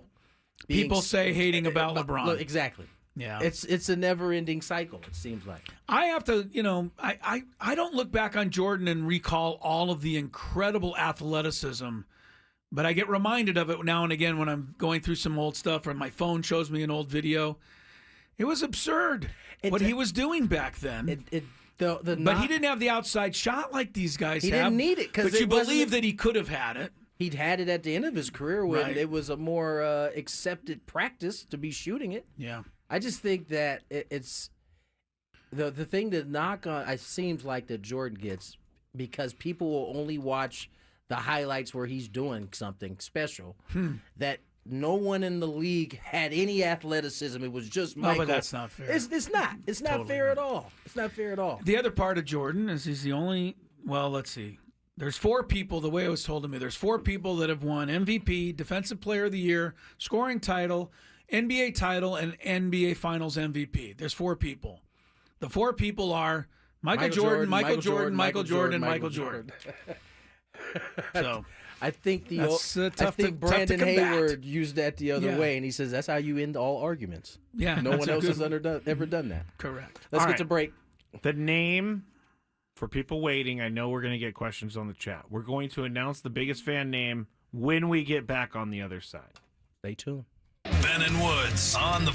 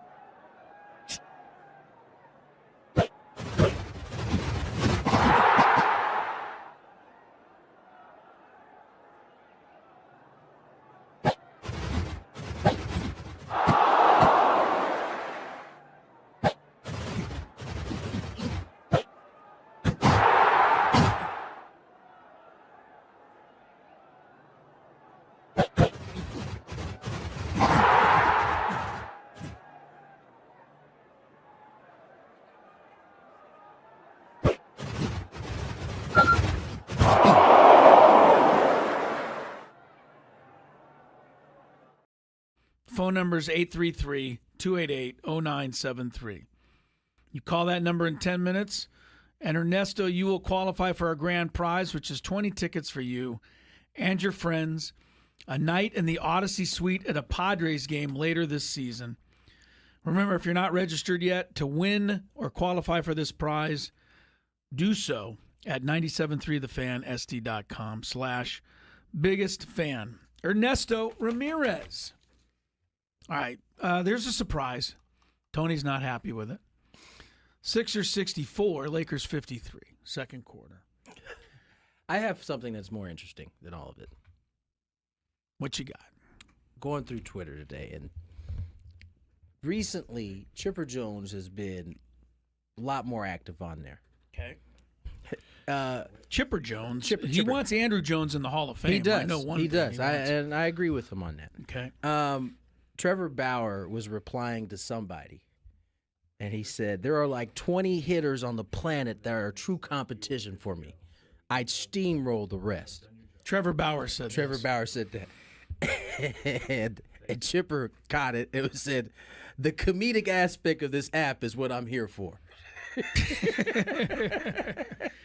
Trevor Bauer can claim all kinds of things because they're never going to be able to be proven one way or the other, honestly. I think he just signed to go back to Japan and pitch. Trevor Bauer. fun. Yeah. I know there's a lot of Padres fans that want to see him in a Padres uniform, and I keep telling him on the Scraby Show, it's not going to happen. Yeah, it doesn't look like it at this point. But Ernesto is the biggest fan qualifier. And nice he called in. Ernesto. Nice job, Ernesto. Nice job. Your chance to call or to hear your name. Again, tomorrow, 9:30, 1:30, 5:30, traffic. Then we got to get a Fantabulous Sports Game Show in. Traffic Center, protecting San Diego after accidents or injury. Here's Kelly Danick. Traffic is sponsored by Valvoline Instant Drive-Thru Oil Change, your trusted instant drive-thru oil change. Well, guys, I'm afraid with the colder weather, this is becoming more commonplace. Possible brush fire starting up northbound 5 past E Street. Over to the right shoulder, also southbound side of the 805 at Claremont Mesa Boulevard.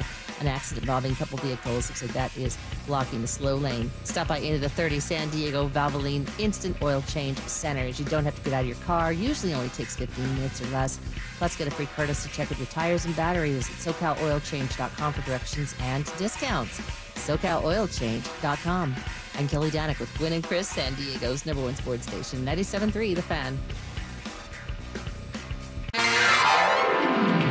Hey, all you beautiful people out there, it's time to play one of our favorite games of the week. All right! We like to call it... Ooh, I'm gonna go. Chris's Fantabulous Sports Game Show! And it starts right now on 97.3 The Fan. All right, all you crazy people, welcome into the game show today. It'll be Tony Gwynn Jr. versus Matt Scraby, but you are invited to have some fun and play along out there. You're on your way home. See how many correct answers you can come up with in today's Fantabulous Sports Game Show. I'll give you the category in just a moment. Tony and Scraby will alternate guessing correct answers. If they miss one, they get a strike. 3 strikes and you're out. Today you need 10 to win because there are 19 correct answers in the following category. Name the 19 cities in the United States of America that have hosted a Super Bowl. Oh, I like this one. Name the 19 cities in America that have hosted a Super Bowl. I will tell you that covers 27 different stadiums. You don't need to name the stadiums, you just need to name the cities. But you do have to name the cities. And that is a little part of this exercise. All right. Scraby, you want to go first? Or, you know what? You always go first. I'm going to let Tony have the choice here. Tony, you want to go first? You want to go first. All right. Pick a city that has hosted a Super Bowl. There's been 58 Super Bowls, as you know. New Orleans. 19 different cities. New Orleans has hosted 10, and they're about to do number 11 this Sunday. Or next Sunday will be 11. Just so you know, the first 3 of those were played at a place called Tulane Stadium. Super Bowls 4, 6, and 9. And since then, Super Bowl 12 and on, they've been at the Superdome. And this game this year will be the 8th at the Super Bowl, which is more than any other stadium in America. All right, he's on the board with New Orleans. Scrape, give me a Super Bowl host city. San Diego. Very good. I'm glad you didn't forget us. No, I was just going to get it off the board. There you go. San Diego, 3 times at Qualcomm Stadium. And even though Qualcomm no longer exists, there's only 4 stadiums in America that have hosted more Super Bowls than Qualcomm. All right, we're tied at 1. How about New York? I'm not going to give that to you, but I will give you another guess. I'll give you another guess. What? Yeah, New York did not host the game. They were the host area of the game. Making you work a little for this one. Or you could guess something different. I'll guess something different. Atlanta. Atlanta, okay. It goes with Atlanta. Atlanta's got 3, 2 at the Georgia Dome, which also has been imploded. I don't know if you're aware of that. Are you accepting stadium names too? No. You got to get the city. No. You got to get the city where the game was played. Georgia Dome 2, Mercedes-Benz hosted 1. Thankfully. Oh, so there's 3 there, not 2. 3 in Atlanta, but 2 at the Georgia Dome, 1 at Mercedes-Benz. You just get the 1 point for Atlanta. Tony leads 2-1. There's 16 more cities to go. Thankfully, I've been to 3 Super Bowl radio rows. Okay, so that'll help you. Yes. Yeah. The one where I thought Emmanuel Ocho was Jimmy Butler in Minneapolis. Minneapolis has hosted 2 Super Bowls. The Metrodome, the old Metrodome, did 1. Oh, I had no idea. That was Washington Buffalo back in the day. And you said 2? Right. It's not 2 points, right? No, you just get 1 point. Yeah. You guys have named 4. There are 15 to go. The current Minnesota Stadium, U.S. Bank Stadium, has hosted 1 Super Bowl as well. All right, 2-2. Tony. Phoenix. Oh. Phoenix is correct. Phoenix has hosted just one Super Bowl, and that was Super Bowl 30. Really? At Sun Devil Stadium, back between Dallas and Pittsburgh. That is correct. I told you have to name the actual cities where the games are. I know why. Phoenix has only hosted one. I know why. The city of Phoenix. I'll take the other one. Go ahead. Glendale. Yeah. Glendale is correct. Glendale has hosted 3. Wow. That's ridiculous. I was like, I can remember that Steelers. Sorry. That's what I was thinking. Like, Sorry, I have to give you, I have to create divisions somewhere along the line. I hear you. Glendale is correct. The last one was Super Bowl 52, Kansas City, Philadelphia. All right, we're tied at 3. The cities off the board are Atlanta, Glendale, Arizona, Minneapolis, New Orleans, Phoenix, and San Diego. Tony Gwynn Jr., your turn. Name a city that's hosted a Super Bowl. There are 19 of them, and 13 are left. You playing strategy here, or are you not thinking of any? I'm just drawing a blank. Dallas? Dallas. You would think that Jerry World has hosted a Super Bowl. I hate the way you started that. I know. They did host one. Only one, though, at Jerry World. Super Bowl 45. That was the one that Aaron Rodgers beat Roethlisberger, Green Bay over Pittsburgh. Do I want to... I think that's surprising that Dallas has only hosted one. Do I want to say that's actually Arlington? Not really. No, you don't. Don't be that guy. Don't be that guy. So I had to name Glendale. Don't be that But Glendale guy. and Phoenix are separate places. So is Arlington. There's no stadium in Arlington. Okay, I got you. All right. I will let that go. You're being that guy. You being that guy. Of course you are. Yes. All right, 4-3 I will is name the the score. one when the Rams, baby! They won at SoFi. Rams won at SoFi Stadium. There's been 3 Super Bowls in Los Angeles. The first 2 were played at the Coliseum. Oh, I guess I didn't name a city, but you knew what I was talking Yeah, Los Angeles. Coliseum hosted the first Super Bowl, and also the one I attended, Super Bowl 7, when Miami completed its perfect season. And then the Rams at SoFi is correct. Tied at 4, 11 to go. Tony. Los Vegas. Las Vegas is correct. I don't think Las Vegas No, is I don't think it's correct. correct. Las Vegas. It'll work for now. Legion Stadium hosted Super Bowl 53. Oh, yeah, how'd I'm that sorry, go? 58. Yeah, how'd that go? What was the final there? The Chiefs win. It was last year, right? Yep. Yep. Kansas City over San Francisco. All right, 5-4. Scraby for the tie. I'm going to go to another place I've been for the Super Bowl, Houston. You have, huh? Houston. It was the Falcons-Patriots Super Bowl. NRG Stadium has hosted 2 Super Bowls. One was the one you spoke of. The other was the famous Janet Jackson halftime show. There was another one in Houston at a place called Rice Stadium. Super Bowl 8, when the Dolphins beat the Vikings, was played in Rice Stadium in Houston. Wow. Don't know why. Don't know why. 5, 9 correct answers to go. No strikes. Tony Gwynn Jr. Let's go back east. How about Tampa? Tampa has 5 Damn, Super Bowls in That is Tampa. a lot. 3 of them at the current Raymond James Stadium, 2 of them at the old Tampa Stadium, which was nicknamed the Sombrero. One of those was the famous Whitney Houston Wait a minute. national anthem game. We're doing cities, Yeah. right? Tampa's got 5. 2 of them at Tampa Stadium, 3 at Raymond James Stadium. But they I count. guess you named the stadium because you were about to. He said SoFi once. He did. I cleared it up. I said cleared it up. Yes. 6 Do to you 5. want one? Do you want a stadium that you can No, name? I don't actually because I Okay, can't name all right. very many. Is it me now? Yes, 8 left. What did you just say? He said Tampa, Tampa, Florida. that's right. Tampa. I'm gonna go with. Well, I'll just take the other one off the board. Miami. Yeah, Miami. Guys didn't take that yet. Miami's had 11 Super Bowls. Wow. Which is the most until New Orleans ties it. Next Sunday, the famous Orange Bowl had the first 5. The last 6 have been at the Hard Rock Stadium, including another So Chiefs you said victory over the 11? Niners. 11 in Miami. Wow. You know who else played a Super Bowl in Miami? Chargers' lone Super Bowl appearance was in Miami. Oh, yeah, that didn't go well. Not too well. Hard Rock Stadium. Okay, we're tied at 6. How There's about 7 to this one? go. Santa Clara. Very good. No! I knew you were hanging on to that one. I have been hanging. It's the first one on my list. Cam Newton's still looking at that fumble. The only Super Bowl without Roman numerals, Super Bowl 50. Dang it!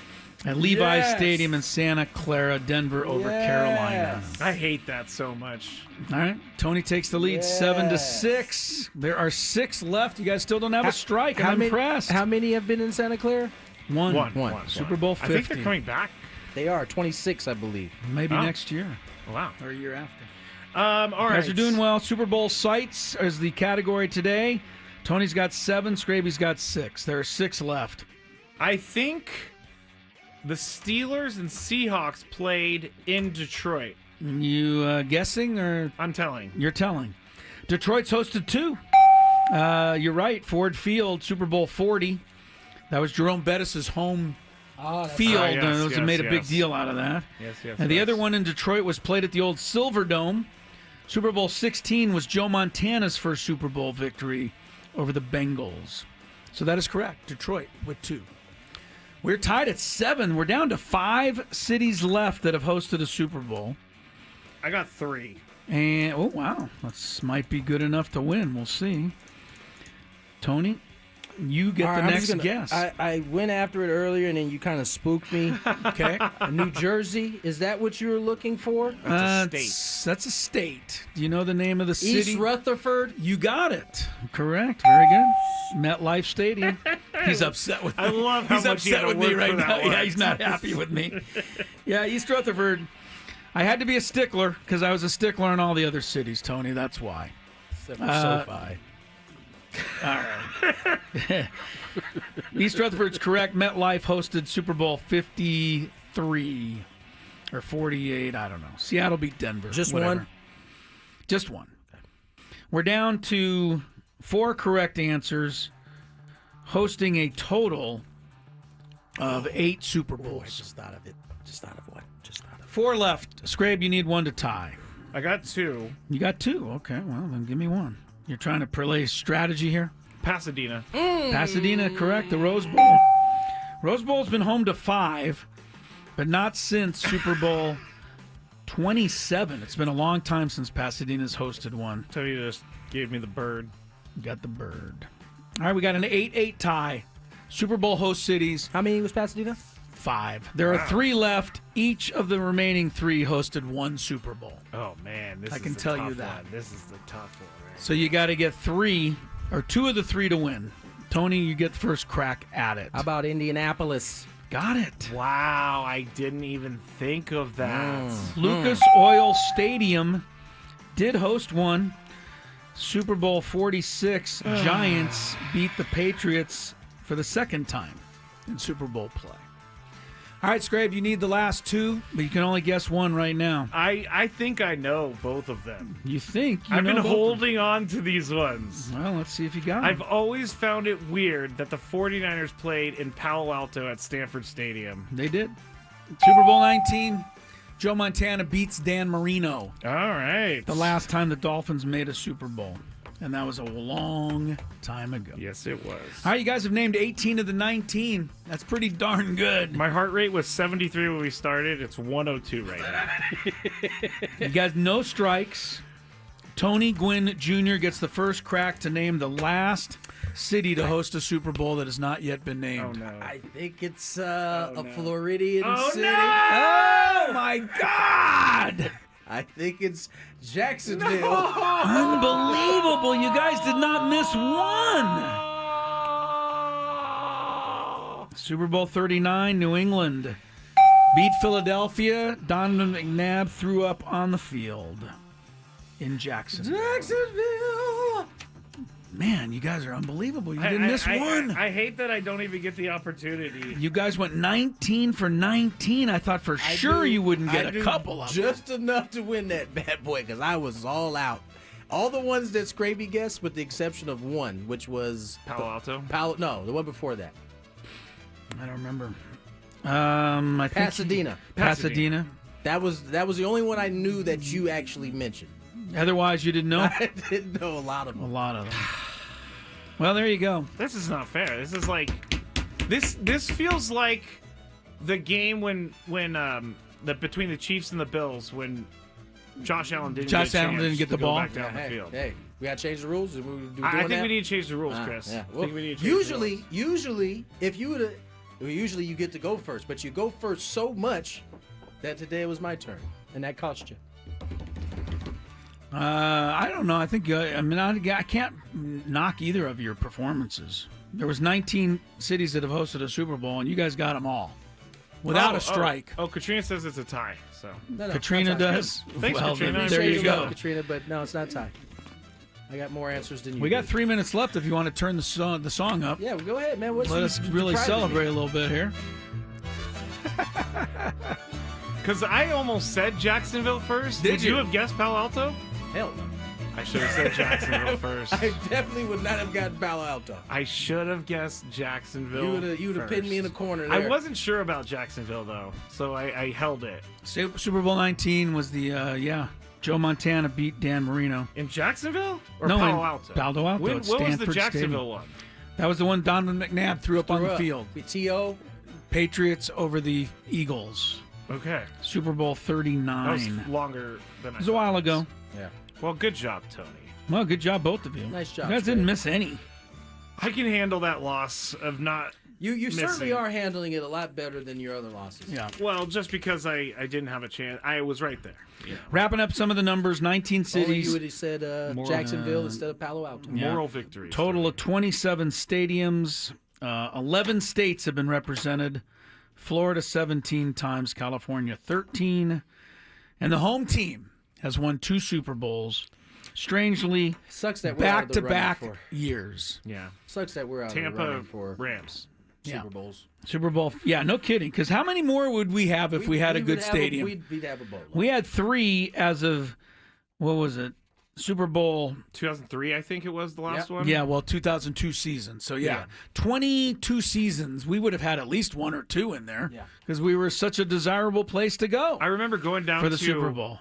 The Super Bowl fan experience the day of the Super Bowl, and that was so fun. I was kicking field goals and pissed off that we had my dad decided to schedule a 3-game series in Arizona right during the Did he? Yeah. Dad! We didn't even get to watch the game. People are saying we got all those. They don't believe that we knew all of those without getting a strike, and that is 100% true. We did not know. I did not know all of them, but you were filling in the blanks for the ones I didn't know. And the ones that he got that I didn't know. Scraby Chronicles next. Matt will pick up the pieces from a heart-wrenching defeat. We'll talk about it. We're back tomorrow at 2 o'clock. Gwynn and Chris, have a good rest of your evening. Peace. Peace out.